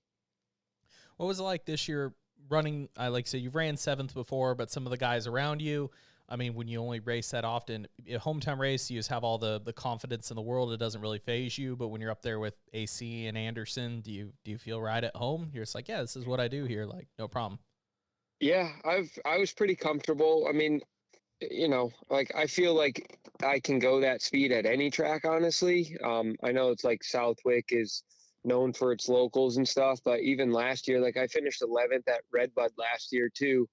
So I feel like speed wise, I can kind of run that pace anywhere I go. But what surprised me this year was I haven't ridden moto at all. Like I've been doing like J-Day races and riding in the woods, and did a couple like GNCCs, and I've really been in the woods the whole time. So I didn't really know what to expect. So I was ready for long motos because I was doing long motos with that stuff, but I didn't know speed wise, like, you know, woods is way slower pace and way less intense. So, you know, I didn't know how that was going to go. And then, I don't know, I came out 3rd off the start in the first moto, and I was like, I guess we're going to figure this one out. Yeah, it's go time, right? Well, speaking of names, one I did laugh a little bit at the end of the second moto. You had UNAC battling Jose Butron. Oh, yeah. Out of nowhere. Dude, blew our doors off, dude. Me and Lewis are joking about this. What's weird is, like, Butron's been a very weird story this summer because, like, he did the same thing Apollo. He ran AC down, blew his doors off in the second moto. Me and Lewis are just standing there like, what? Where'd that come from? Because Butron's he's been racing GPs for a year, but his career has very much been on down slope.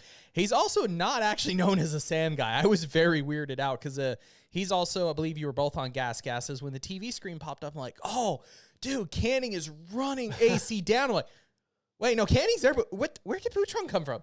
I'm still confused. Yeah, he was pretty far back, I think. He did come from pretty far back, and he was just strong, man. And I caught AC, and then I went around the outside of him, and then I ended up like going off track. So I had to slow down and let him go back in front of me. And when I did that, I was so tired. Like, you could see me go through that sweeper turn, and like Adam ends up like pulling a decent bit on me, and I was like, I just need a second. I'm like, I have to regroup. And Boutron just came out of nowhere and like went around me, and I was like, it's all right. I'm like, he's gonna go around AC too. I'm like, maybe I'll get AC still. And then he passed him like literally 2 turns later, and then I was able to put a charge on and get AC. But I was like, there was no stopping him. If I got in front of AC, that dude was still going around me like I was tied to a pole. So he was trying to run Jet down. He was on a mission. I don't know where the motivation came from. I was like, okay. I was so surprised. They talked a lot about coming into the race this year, 50 loads of sand added. I was kind of laughing at some of the pre-race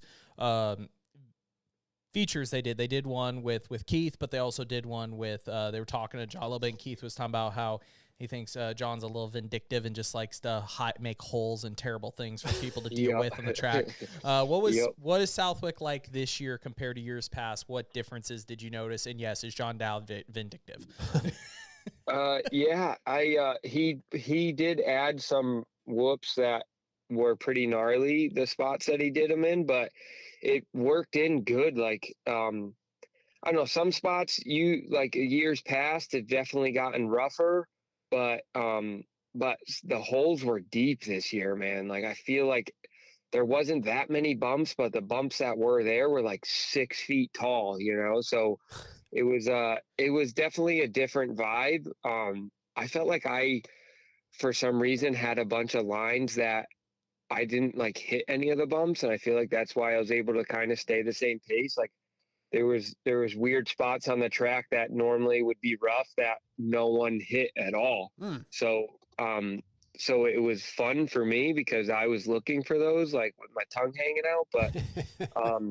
But yeah, like it was, I would say the bumps were just bigger this year. There was no like break and bump, like the back tunnel, like Tomac used to like jump halfway down that hill to avoid the break and bumps and stuff. There was like, I don't know, there was no bumps on that hill this year, which was weird, but I don't know. It was definitely different setup. It was typical, like turned into one big berm everywhere. Like there wasn't like, local race gets like 2 or 3 lines in every turn. And I feel like the national every year, like everyone goes inside and it gets like huge big berm built on the inside. So the outsides are like kind of useless to a point, so that was all typical to me. I would just say that some of the bumps like were bigger than they normally are. I was kind of laughing about the bump size thing because it didn't seem as chattery in places. I can't describe Southwick well. I don't know if you'll know where I'm talking about. But there was a section where you hop down into like a gully down and then up another rise. Dylan Ferandis was bound to tie there. And the one lap, Dylan just no fucks given trying to pass him, jumped all the way down to the bottom of that gully and timed it perfect. He did find something to land on before you go back out and scrub out. Yep. But on video, it looked like Dylan was going to just kill himself. He just did not let off. And normally he said it would be more like chattery down through there, but it was just like a couple big mounds on the way down.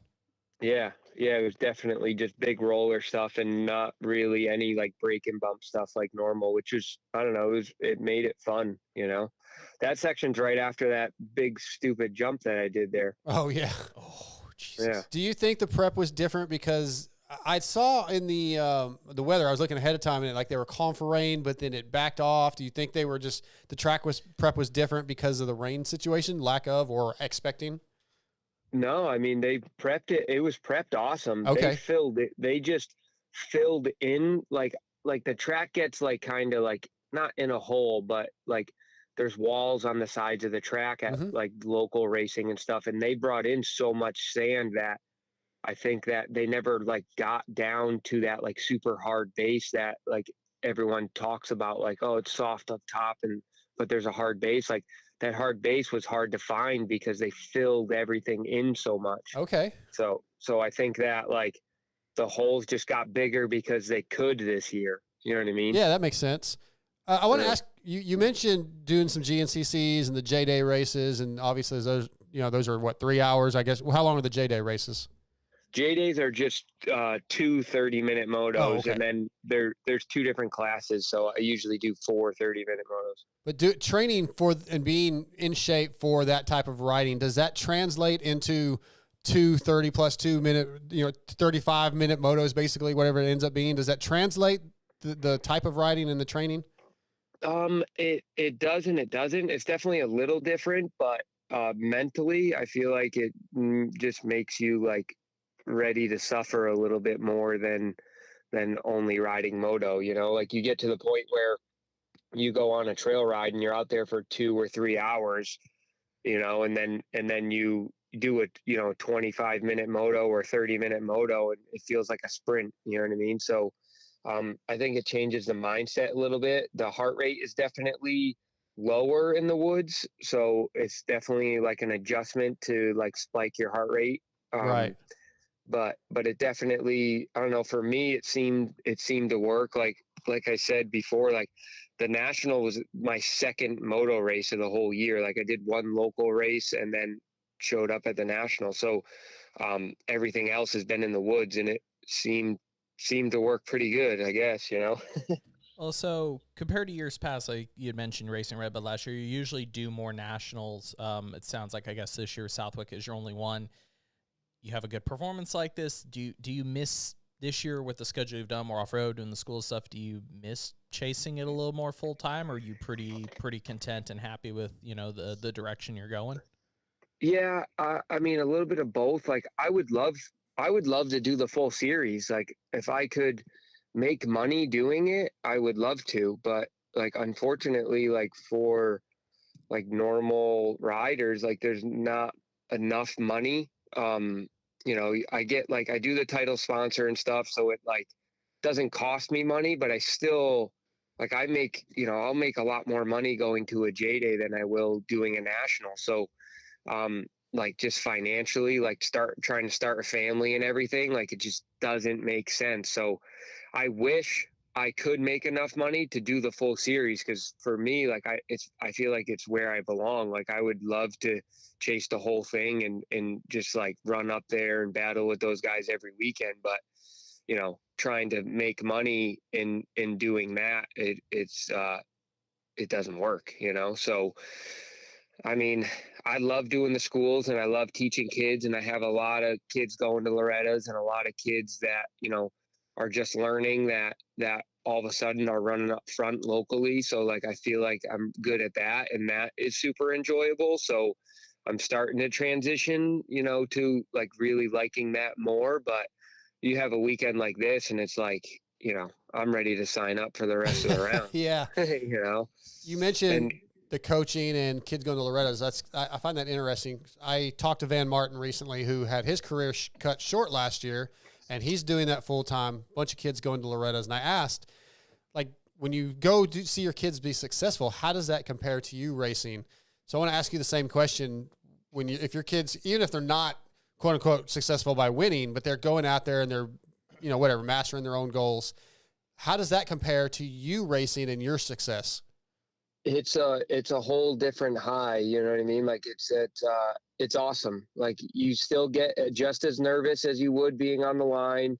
You still like are out there, like your heart rate's up watching them. Like a lot of the kids that I have are like family to me, So I've been training a lot of them since they were on 50s, and they're, going to Loretta's like 250B and pro sport stuff and whatnot. So it's like been training them for 8-9 years, so they feel like little brothers to me, So it definitely it's a different feeling, but it's the same in the sense that you're just as excited and just as into it, and you want to see them do well, just like you want to do well, and it's good to go do the national like this, and they see like what it's all about. Yep. And where they're trying to go, and then I like to of course like talk smack a little bit to them, like yeah, see, that's that's what I tell you guys to do, just like that, like none of you listen, but.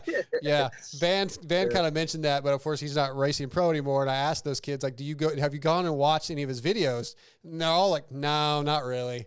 Yeah. You need to go check out what your coach used to do. But yeah, it's funny. Yeah, exactly. Yep. Yeah. So no Supercross for you? Has that never been your thing? I got my Supercross license through the arena cross stuff, and then I went right the day before I left for my first Supercross. I was like breaking in the race bike, and I wadded myself, and then just the years after that, I never really got into it. I did I did Daytona. I forget what year it was. I did Daytona on a 125 one year. I got like 11th in the heat race on it, and then if something happened in the LCQ, but like Daytona was the only one that I did, and same thing. Still, it just comes down to money for me. Yep. Like I could never afford to ride a Supercross track. Like I couldn't afford to be somebody where, you know, riding and training for Supercross because I needed to make money. You know, so I'm like, I couldn't do both. I couldn't make money and get ready. So, you know, in Supercross, I feel like if you didn't grow up riding it, it takes so much effort that you have to be like riding that stuff every day, you know? So it just never worked out financially, you know? Yeah, that's a bummer, I'm sure, but I totally understand. Chris Kenny tonight brought to you by FXR. Chris is an FXR supported rider. We're going to do a giveaway tonight on some sorry, I'm going to cut that out. FXR, whoops, FXR casual wear. So I've got a trivia question here. Chris made his pro debut at the Wick. I want you guys to do some digging. Email us, MotoXpodShow@gmail.com. Tell me the year and what his result was, and we will pick a winner for some FXR casual wear, a hat and shirt. So yeah, MotoXpodShow@gmail.com. You got anything else? No, you're good. You good? Yeah, Chris. So what's the next event for you? Are you doing the next GNCC? What do you got on the schedule? Yeah, I got some J days. I am signed up for Dilla. I signed up for it a while ago. I go down to Loretta's, so it's like the week. Like I have 1 week in between, so we'll see if I'm feeling good. I might show up at Dilla. But other than that, it's just J Day series and training kids. So what about Ironman GNCC? Yeah, I want to do, I think there's 3 rounds of GNCC left. I'd love to get to 1 or 2 of them. The problem is, like, I don't want to spend 3 hours in the mud, dude. And every race, every one of their races has been mud this year. So like I had surgery on my thumb. I pulled the whole shot at the second round and was like leading for a little bit and then crashed and tore a ligament in my thumb. And so I had surgery on that and I haven't been back since. So I'd love to get a little redemption, but I ain't trying to go there in the mud and spend 3 hours, destroying a bike. So I totally don't blame you on that one. I think ML and I are both going to do it in the industry class, but yeah, last year when we did it, it wasn't muddy. So hopefully, which was trippy because Ironman is almost always muddy. Right. I brought roll-offs, everything, and it was like the driest one they had on record, and you couldn't even see there was so much dust in the trees. Oh, geez. Yeah, it was I feel the like opposite that's woods end of the racing. spectrum. That was the complete opposite what I expected. Yep. It's wild, dude. Those guys don't care. Like they they can't see anything and they're just like wide open and they're just pinging off of trees. And like, I'm not to that point yet. You know, I'm like, I think of that and I'm like, oh, Supercross is so gnarly, sketchy triples. Why would you want to do that? And I see somebody like Stu just clipping his shoulders into trees in the dust. And I'm like, no, I think that at least in Supercross, I could sort of see what's going to kill me. You don't even see what's going to kill you. I think I'm changing sports. Just this discussion tonight. Like, yeah, it's all dangerous. It all hurts. I need to get in a go-kart. Yeah. Till you roll one of those. All right, I guess I'm playing golf. Watch the golf carts will get you. Oh man, life is hard. Yeah. Chris, man, thanks for your time tonight, dude. It was really cool having you on. Really, I hope to see you back out there. I want to see you at some more events. Yeah, no, thanks for having me. If tell Gas if they bring in Barsha's bike to those races, if they want someone to ride it, dude, I'll fly in. I don't care. All right, well, we'll hit up TK and the boys, or not TK anymore. Well, I know, but TK is there. He works for Gas, doesn't he? I'll ride him. No, he works for TLD. He works in-house. Oh, I'm with you. Okay, I thought. Come on, you got to call Ollie or Max. Jesus, this guy's not helping y'all. He doesn't know who's Never mind, you're screwed. Yeah. All right, Chris. Thanks, man. Yeah, thanks for having me. All right, we'll talk to you soon. Chris Kenny tonight, brought to you by FXR. Good stuff. So back to Millville before we get Lux Turner on. Do you even know how to call our next guest, or are you calling TK? I might call TK just because you're being a dill hole. What? I mean, I don't. You know, Are I'm the host of the show. I don't feel like being made fun of tonight. You're Who's fired. casual are we giving away next? We'll be right back. We're going to break. We have a discussion. Millville. Hey, you almost made it a year with this job. You know what, ML? You're really hurting my feelings right now.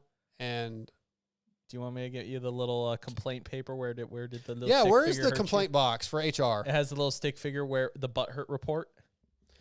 How about Dylan Ferandis versus Jet? Chase Sexton versus Jet?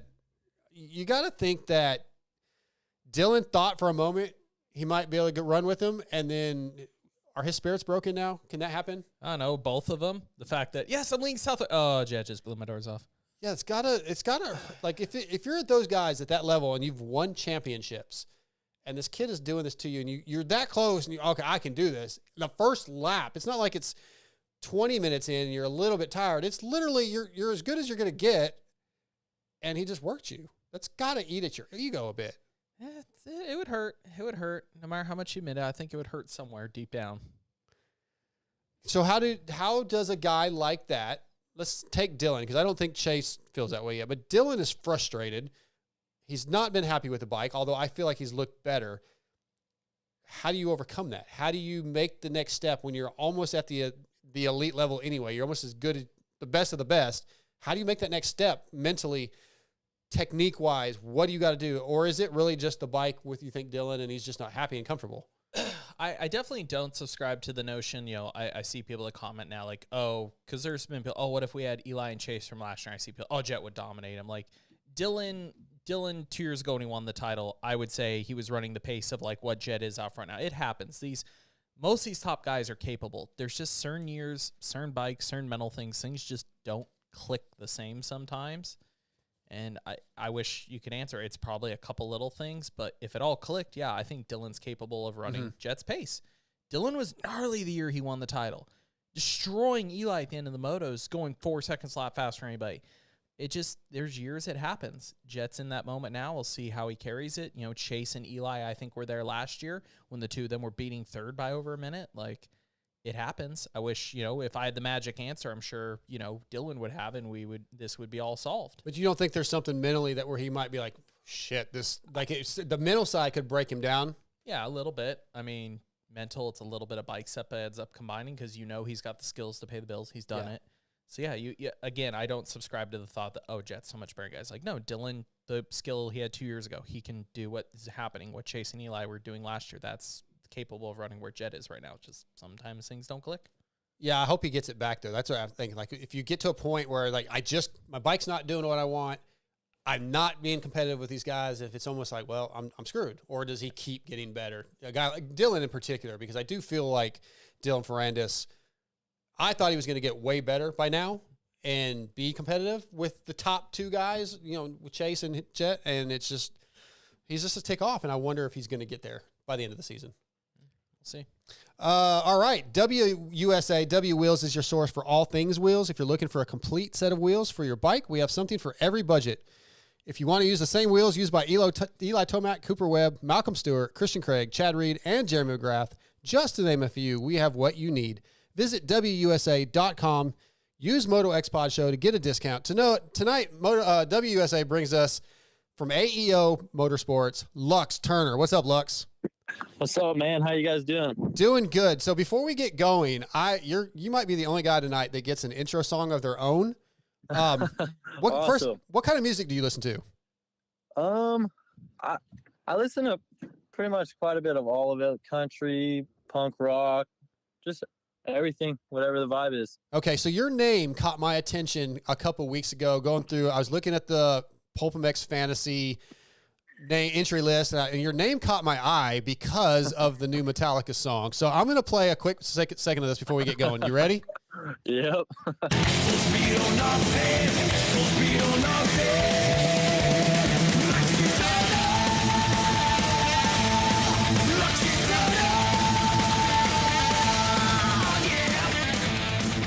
Luxy Turner. I don't know. I saw his name and I was like, I like this guy. He's going on my team. I don't know if he's going to be any good, but Metallica wrote a song about him. Yeah, it's funny. I haven't even heard that song yet. Oh, really? Well, now you heard the chorus, but yeah, as soon as I saw your name, I was like, oh, all right, he's going on my team. It's just meant to be. And that was Redbud. You got your first points. How did that feel, man? You're not even a pro yet.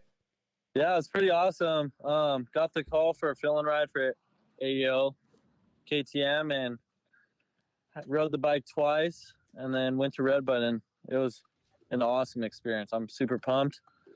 And yeah. Well, what stands out about that day, coming from the amateur world and to go to your first pro race like that? You know, it's not a guy that has a ton of hype, you know, and then you go out and get your points. Like, well, how did that feel? What was that? What do you remember from that day? What stood out?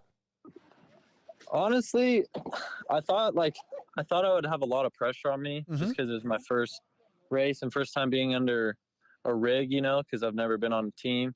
And there's no pressure at all. The team was super cool. And I was just riding my dirt bike and having fun out there. And no different than any other day. Yeah, it wasn't different at all. The only thing different was just how gnarly the track was. But other than that, it was just another day riding.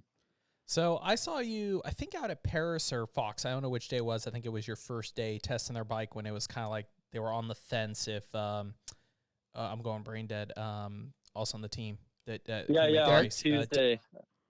Yeah. I'm just trying to. I'm literally losing my brain cells here. That's on the team that you had to replace. Jesus. Varice. Thank you, Josh. If Josh wasn't going to be able to race Redbud, that you were going to be in. I remember I joked. I sent just a picture on my phone of you to Jeremy, and I'm like, new guy, eh? And you get support from AO and Jeremy, those guys as an amateur. You get your bikes through them and do stuff with them, but. I mean, even at that point, like I said, they were kind of on the fence. When Josh, you still got to ride the bike. What was just even the experience like? They have really good support. They have some really good help from KTM, some pretty good goodies on their motorcycle. Even before you knew you go racing, what was that experience like? Honestly, I've never had a modded motor or anything done before. And the first thing I felt when I got on that bike was just how, like, nice and fast, like, had all the power in the world I needed, and I've never felt that before. And I was just like lost for words for how amazing that bike was.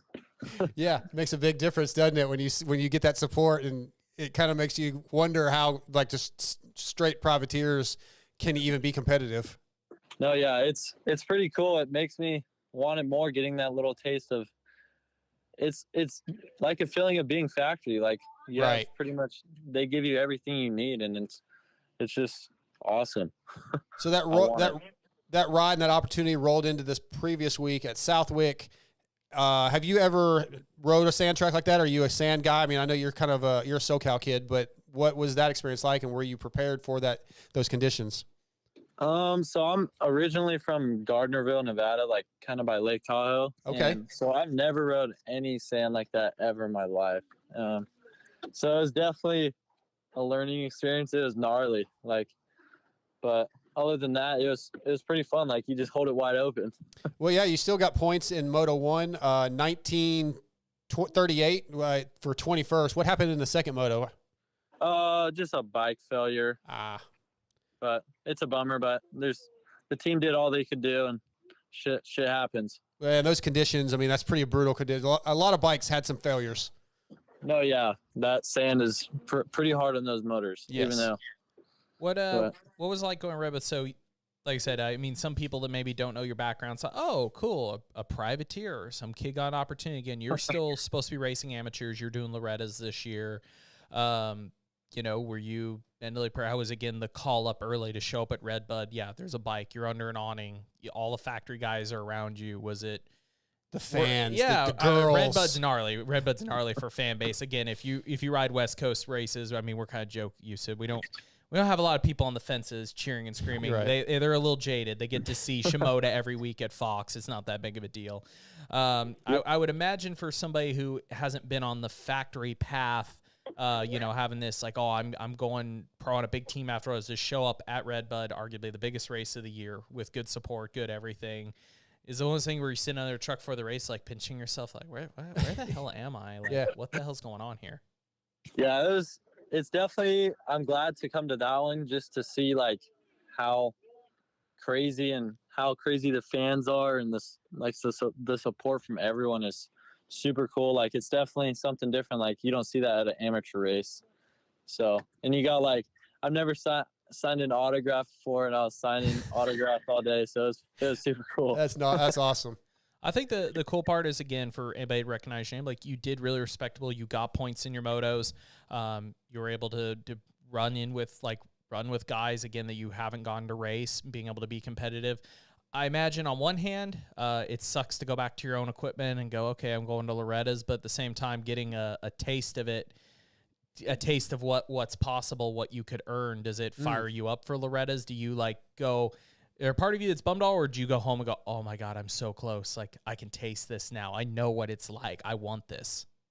Yeah, I mean, just that little taste makes me want it like so much more. Like, obviously I have to go back to my own stuff and go race amateurs, but just like that taste of what it feels like to have everything is just amazing. And I want it so much more now. I like that. Yeah, I'm definitely gonna be keeping an eye on you when Loretta's comes up here in a couple of weeks. Lining up with some of those guys, is there any an awe moment where you're lined up or you're out there on the track and all these huge names that are top pros are out there? Does that affect you at all when you see whatever Justin Cooper, Hayden Deegan, any of those guys who whoever the pros are that are around you at the time? Do you kind of just sit back and go, holy crap? Honestly, when I was lining up, it's like, obviously, if I'm here, I'm meant to be here. So I'm almost one of them now. Like, I'm not the top guy, but like, there's no need to be nervous lining up with them if you're on a team and you're lining up next to them. Like, obviously you're meant to be there then. That's the perfect answer, man. That's a good one. Yeah. It doesn't bother you. Didn't affect you. That's what you need to have. Talk about Supercross Futures. You did Salt Lake City and Glendale. I think you got 10th in both those.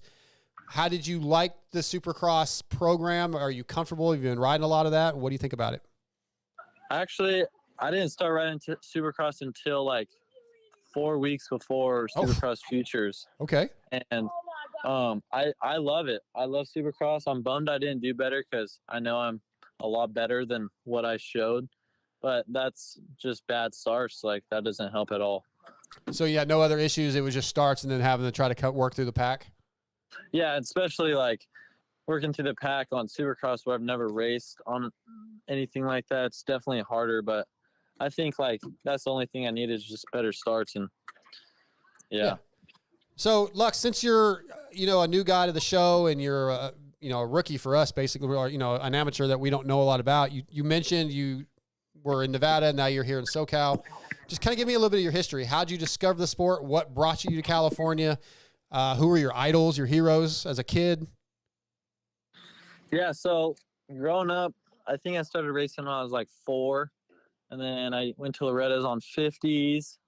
And then I did World Minis on 50s and 65s. And then I took a break for like 3 to 4 years. I was riding here and there, but no big races or anything. And then 2020, I got a 125 and win race Loretta's in C-Class. And then it just like started back up. And what brought you to California originally? So I went to Loretta's last year, and I think I got 7th in like schoolboy, and then I think like 9th in 250B. And the people I'm staying with now, CJ Bernard, they've been training with Jay Whipple, and they brought it up to me like how much better they've got training because I've never trained or anything. And so I moved in with them down here. Like, I live down here part-time, and I just started training, and it's been paying off. Well, it sounds kind of in a sense a little bit of like a late bloomer situation. So what do you want to do going forward after Loretta's? Do you want to do futures again next year? Do you want to go just straight into the big show? It seems like you seem to be handling pressure and a set amount of progression pretty well when you're faced with a task, low amount of prep for futures, good results, getting thrown in the deep end on nationals, being able to score points. A lot of guys don't do that again with not only not being a big name amateur, but also, again, listening to talking, it seems like a little bit of a late bloomer of getting into full training program. You haven't been at this for 10 years getting ready. So, I mean, do you feel like you need more time, or are you kind of like, no, I like this progression? Do you want to just jump in it and go? Honestly, I think I have a lot more to be better at. Like, I think I have a lot more speed to gain. But now that I've done these 2 races and already know I could get top 20, it's like, it's almost opens my eyes. I would like to do more. but I think it just whatever happens after Loretta's. I don't really have anything in mind yet. Mm-hmm. I would like to do maybe Unadilla or something like that after Loretta's, or I'm not sure when that is. I think it's the weekend after Loretta's, isn't it? Yeah. Yeah. Yeah. Right. Yeah. The weekend after. Yeah, I'd definitely like to do another one, but I just have to see what happens, honestly, after Loretta's. Who's supporting you for Loretta's? Who is AEO part of that? I think ML talked about, but what else? Who else? My money backer is my mom and dad, obviously. They've done everything for me. Yeah. And then I have some help from Puppies and Coffee. And then AEO obviously helps me out with parts and anything I need, honestly. They're awesome. But other than that, I just have a couple little sponsors. And obviously Fly Racing just supplies me with all my gear needs. And they're been so awesome to me. What Puppies and Coffees? Can you give somebody a little bit of feedback on the air? I'm picturing. I like the sound about this. I don't drink coffee, but I like puppies. Can I get a puppy with my coffee? Can I get a coffee with my puppy? What's the deal here? My buddy Rich Starman. I don't know how to pronounce his last name. He's a good buddy. He builds supercross tracks for a living, and then he just recently started up this coffee company called Puppies and Coffee, and it's their motto's drink a cup, save a pup, and they're just all about puppies and coffee. All right, where are they located? I think they're located out of Texas, but they're trying to get into Walmart and they're trying to make it big. So what did you say his name was? Rich what? Rich. Let me look him up. Is it Cutback? Hold on. Kutbach? Rich Stargram. Oh, okay, somebody. Okay, all right, cool. Well, yeah. Oh, no, Rich Kubach. Sorry. That's fine. Okay, I think I know who that is. I think he Oh yeah, he used to own Star West. Okay, he came out to Texas and built and was working on a facility out there that was there for a while. I met Rich. He's a good dude. Yeah. Okay. Yeah, he's super good dude. Yeah, So I think it's pronounced Cutback. I think that's what he told me. Oh yeah. Yeah. I honestly don't know. No, that's cool. He's buddies with like Jason Anderson. Jason came out to one of that track in East Texas to do like a Halloween ride weekend and cool. Yeah. Yep. He's a good No, guy. he's super cool. So going to Redbud, was there anything that really surprised you that you were like, oh wow, I wasn't prepared for this? Being a pro national, with Supercross, the whole day program can be a little unusual for a kid coming out of the amateurs. But did anything surprise you with just the day and the program at a national? Honestly, no, because me and my trainer Jay, we replicated the week before. We replicated the whole day, so we did 2 15-minute qualifying sessions and then 2 35s, just to get used to that. And then we did the same thing for Supercross Futures, just to replicate it. So when I go into it, I'm not surprised or anything. So I wasn't surprised at all. Yeah, all your answers tell me that you're pretty level-headed and like things aren't going to get to you too much mentally or emotionally when it comes to racing. You're a pretty straight-ahead guy and sounds like you're prepared, man. I can see you being a surprise, when maybe the factory rider teams aren't going to come looking at you right away, but I can see you being a kid that kind of moves up and makes a splash once you go pro. Yeah, I mean, that's all I've wanted my whole life, and I'm getting close, so I'm super excited. Well, awesome. Lux, dude, it's really been cool getting a chance to get to know you. It was nice meeting you this weekend at Southwick. And hope to see you back in a couple weeks at Unadilla and maybe a few more if everything works out. Yeah. Well, thank you guys. It's been awesome. Absolutely. Lux, have a good day. Go download that Metallica album and make Lux Turner your ringtone. Heck yeah. Have a good one, guys. All right, man. See ya. Lux Turner brought to you tonight by WUSA. Yeah, something about him that kind of just those are really good results. I mean, the Southwick one wasn't fantastic, but he still got points in the first one. It's pretty good. No, again, I mean, it's really good. For not like he's not a big name. It would be one thing like, Dax Bennett top 10 is right, national. right. Those kids that are like a fringe 5th place kid in the A class or something like that. Like if they were to turn pro kind of unexpected mid outdoor season, scoring points would be a huge deal. So again, for not being a big name, kind of coming on later in his career or amateur career, I was impressed. I didn't know I kind of know, like I said, I've seen him around here. I know Jeremy from AO really well. I knew that they were taking the kid on. I was like, okay, like 250 class is tough right now. I mean, Marchbank's the beginning of the season. We've lost a couple guys, but I'm like, Marchbank getting 16th at the beginning of the season. Him and J-Mart were struggling to get in the points a little bit. So I'm like, okay, I mean, yeah, if this kid scores points, that's an amazing beginning. Yeah, I think anything better than a 28th or 25th is a good result. I was very surprised. For that lack, not lack of prep, he's preparing, but lack of heads up, maybe. Yes, yes. Term for it.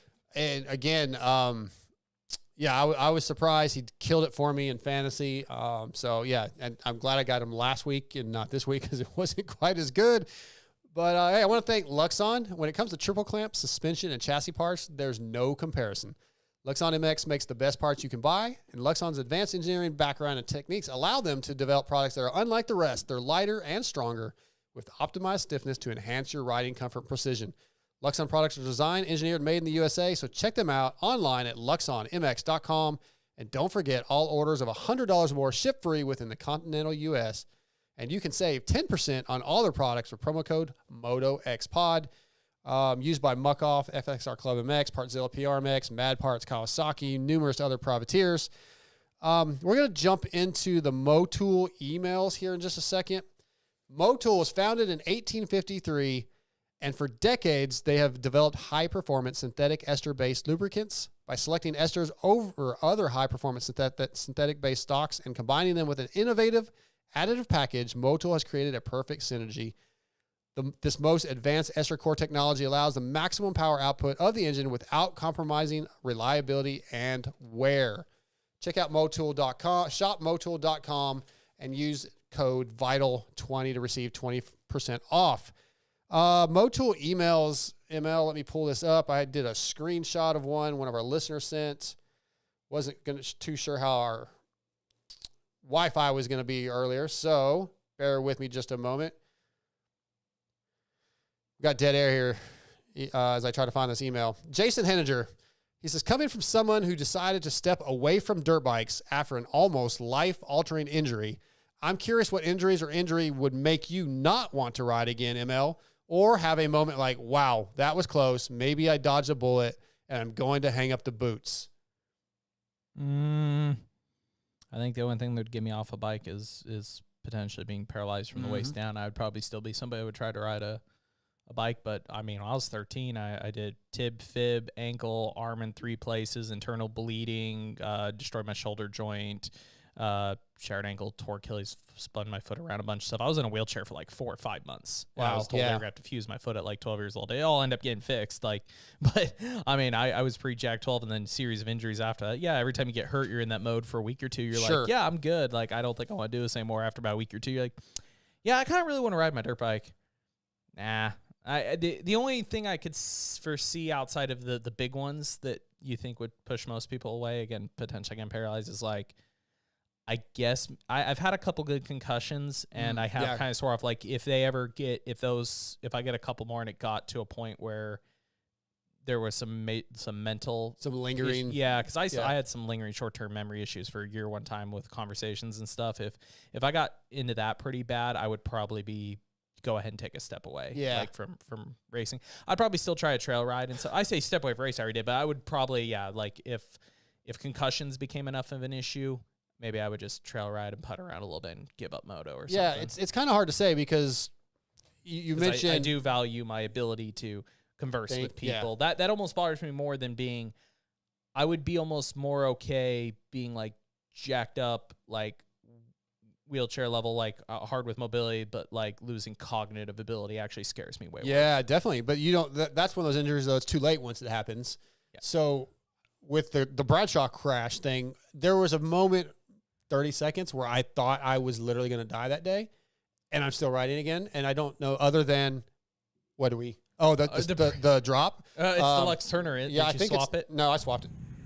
Oh shit, that's Damon Bradshaw's It's not the whole bike. thing. I just fucked up. Yeah, it's not the whole thing, but that didn't make me quit. And then of course, I guess if I was in a situation, I was thinking about this because Doug Henry was at Southwick, a man who was paralyzed twice. I don't know that I would have went back to riding after that. I think, if you got your feeling back, well, you think you're paralyzed and you are paralyzed and then you get your feeling back, I think that might have been it for me. I could agree with that. If you were at one point, I'm hosed and you're 2-layer, you're walking. Again, like I could see myself, I'll ride a dual sport bike. I'll ride along the coast. Not sure about, but I'll ride one of those 3-wheelers, yeah. trikes that I make fun of because they're not motorcycles. Again, we had this conversation. Yeah, are you allowed? Well, what if? I think I brought that up. Like you were like, "They're just so uncool." I'm like, what if that's your only option? Yeah, maybe.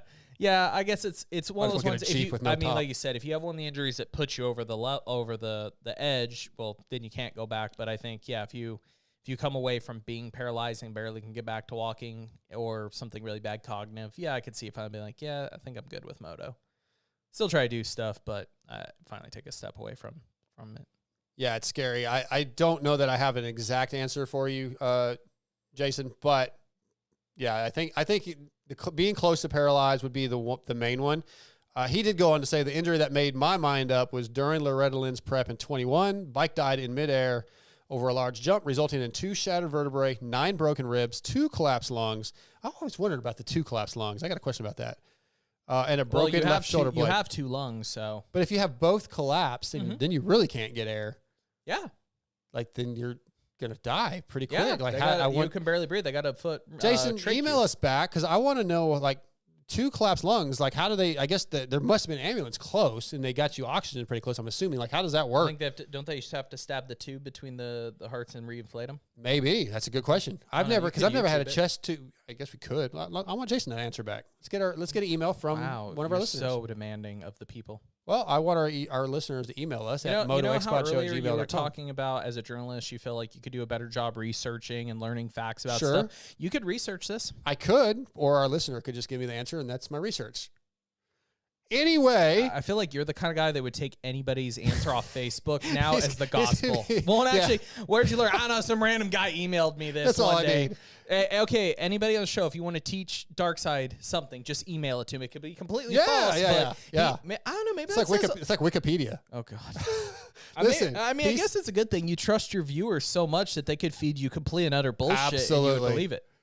He says it required an 8.5-hour spinal fusion. My surgeon told me that I was lucky to be walking still, and it was close to ending differently.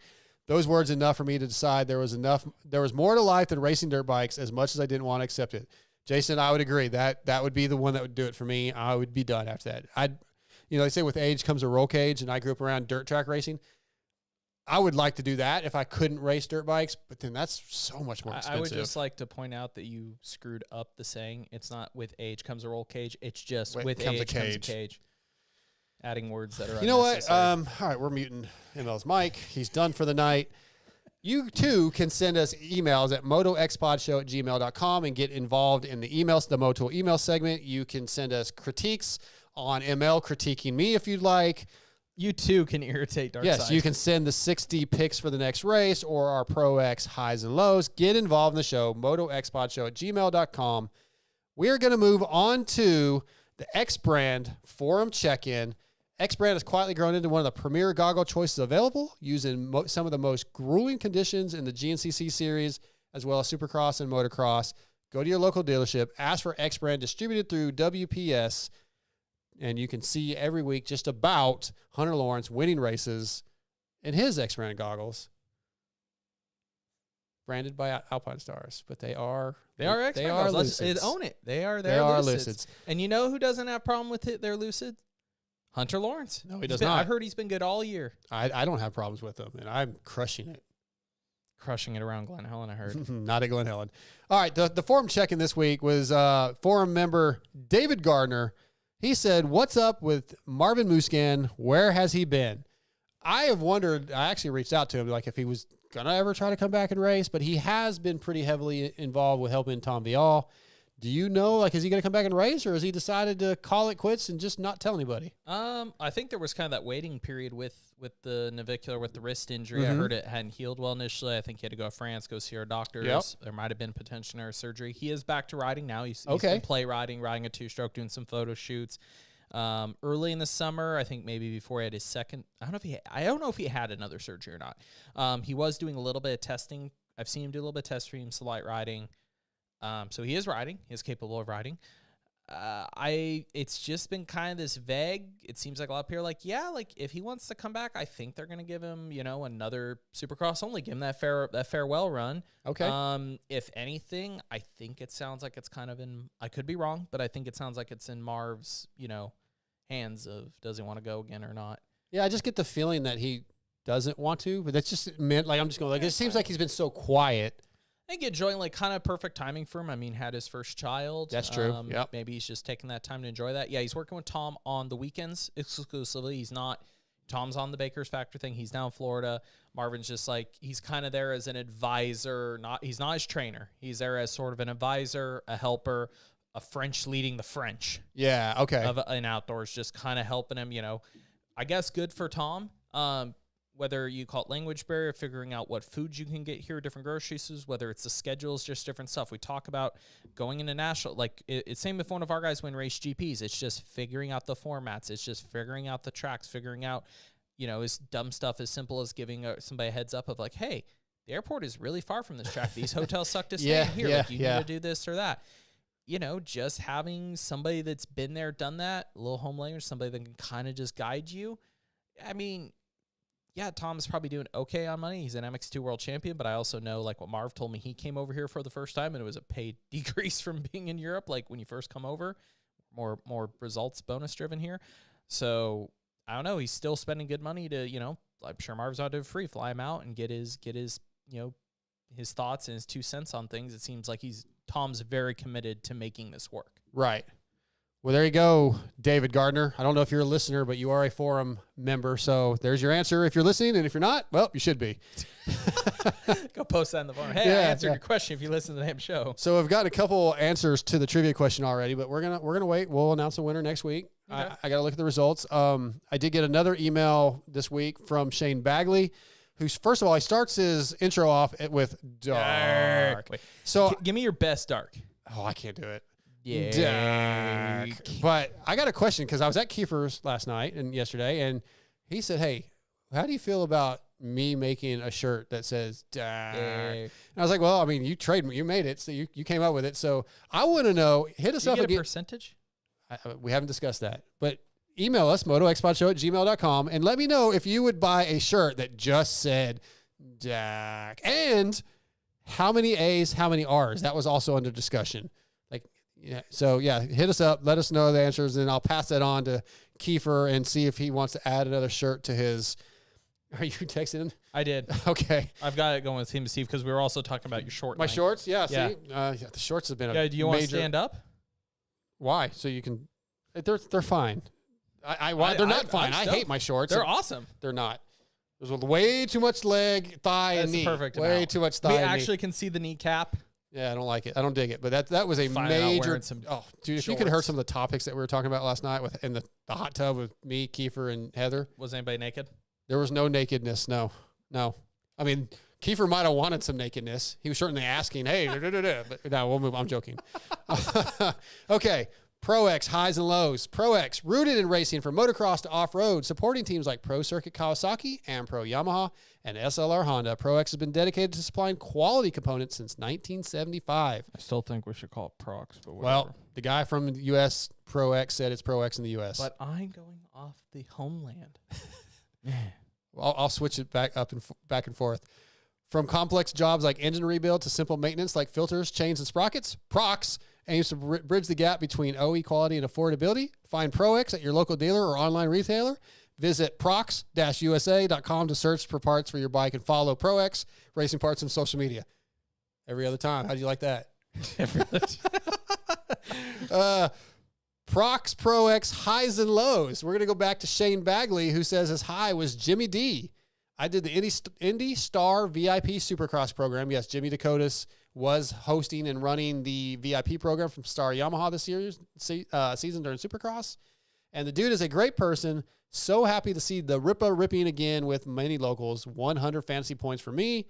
And his low was outdoors is all halfway over. It's going too fast. ML, do you have your Pro X Prox highs and lows? I mean, the highs definitely was Jimmy's return. Yep. Mostly the fact that he's healthy. That is fantastic here. I mean, results cool, but more quality of life is more badass to hear than anything. Lows. This might come across as rude, but 450 championship, great for Jet. Super happy for him. Sure, and everything, but it's not what we want. We want a battle. I mean, we were on the opposite. I mean, we came off one of the greatest outdoor seasons ever last year with Chase and Eli going to the wire with the Dunge coming back, a splash of Caroli, the best 50th anniversary. I mean, outside the streaming issues, great 50th anniversary year. Now we're into the 51st year, and I'm just like, okay, moving on.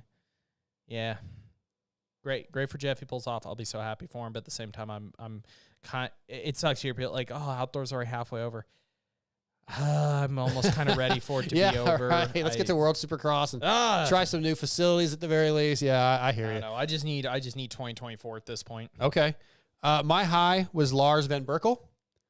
I surviving. I met him. We actually, I helped him out a little bit with some things, and he was a really, really cool guy. And then he did very well. It was cool to see his. But then he did story. Steve's show instead of yours. Well, I didn't ask him. You know what?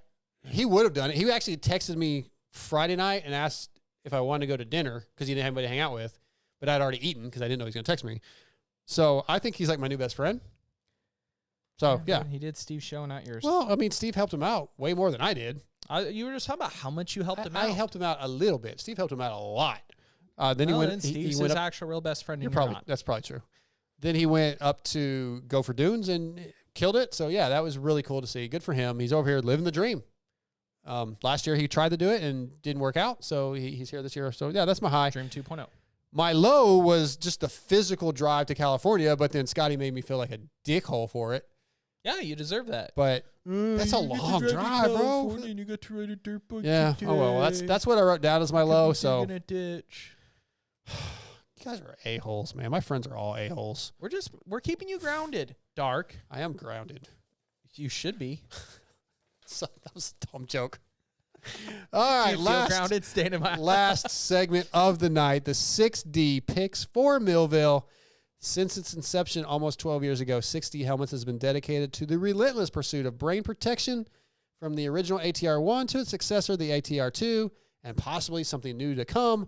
The goal was to develop a revolutionary design concept utilizing creative forward-thinking technology that would change the market, improve the safety capabilities of the sports helmets.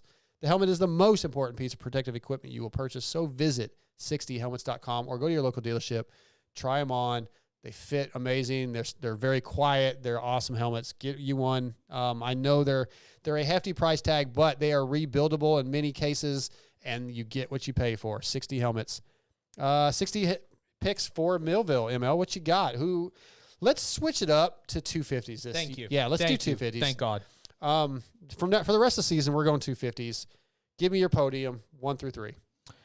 Jeremy Martin cuts off his arm, comes back with a prosthetic, and wins. I'm writing it down. So. Jeremy Martin comes back with a prosthetic. It actually happens in the morning. He can't stand seeing people practice, and on the spot they make it happen. Does Amart get second? No, Amart's good. He's going to be watching and cheering and busy running around the track. Full troll training. Now, my realistic pick, I will go with RJ Hampshire for the win. Okay. RJ figures it out, puts his he keeps saying on Twitter he's going to make this exciting. Somebody was even giving him crap about his results, and he said he would win. I love that RJ's responding to people. He's just like, I'm going to make it happen. Yeah. I'm going to make it happen, whatever. RJ for the win this weekend. Okay. Justin Cooper second. Hayden Deegan third. Hunter struggles a little with the rib shoulder fourth, but really missed the podium. I think he top threes a moto and misses podium. But funny, I have Hunter off my podium as well. I'm gonna go. He's gonna prove us completely wrong. Yeah, I'm gonna go J Coop, RJ Vial. Okay. With Hunter fourth. Where's also Hayden Deegan? Fifth. Okay. Yep. He's gonna go down. He's gonna be trying to make up for last week. And he's going to go down. The red plate. The weight of the red plate. The weight of the red plate, man. It's a heavy one. It's heavy. So that's our 60 picks for Millville. Okay. We'll see how wrong we are. Do you ever go back and look at this every week and see? Yeah, we're always wrong. Actually, Scotty got it right one time, and other than that, we're usually pretty far off. Well, not real far off, but I feel like we should weigh this in the end of the year, put in the points, and see if any of us actually get it right more than 10% of the time. Yeah, we're always wrong. Okay. That's a lot of work. Industry expert. Okay. Well, that is another episode of the MotoXpod Show. Again, don't forget, MotoXpodShow@gmail.com for your comments. Enter the contest for the FXR casual wear. The trivia question is in there. If you are catching this just at the end for some reason, you got to go back and check out the Chris Kedden interview. I want to thank our presenting sponsors, Racetech and Boyson, as well as Prox. Man, I got to pick one. X-Brand, Guts, FXR, 6D, Luxon, Motul, WSA. Anything else before we go? I'm good. That's it, guys. We will be back next week once again from Southern California after Millville. We'll be back.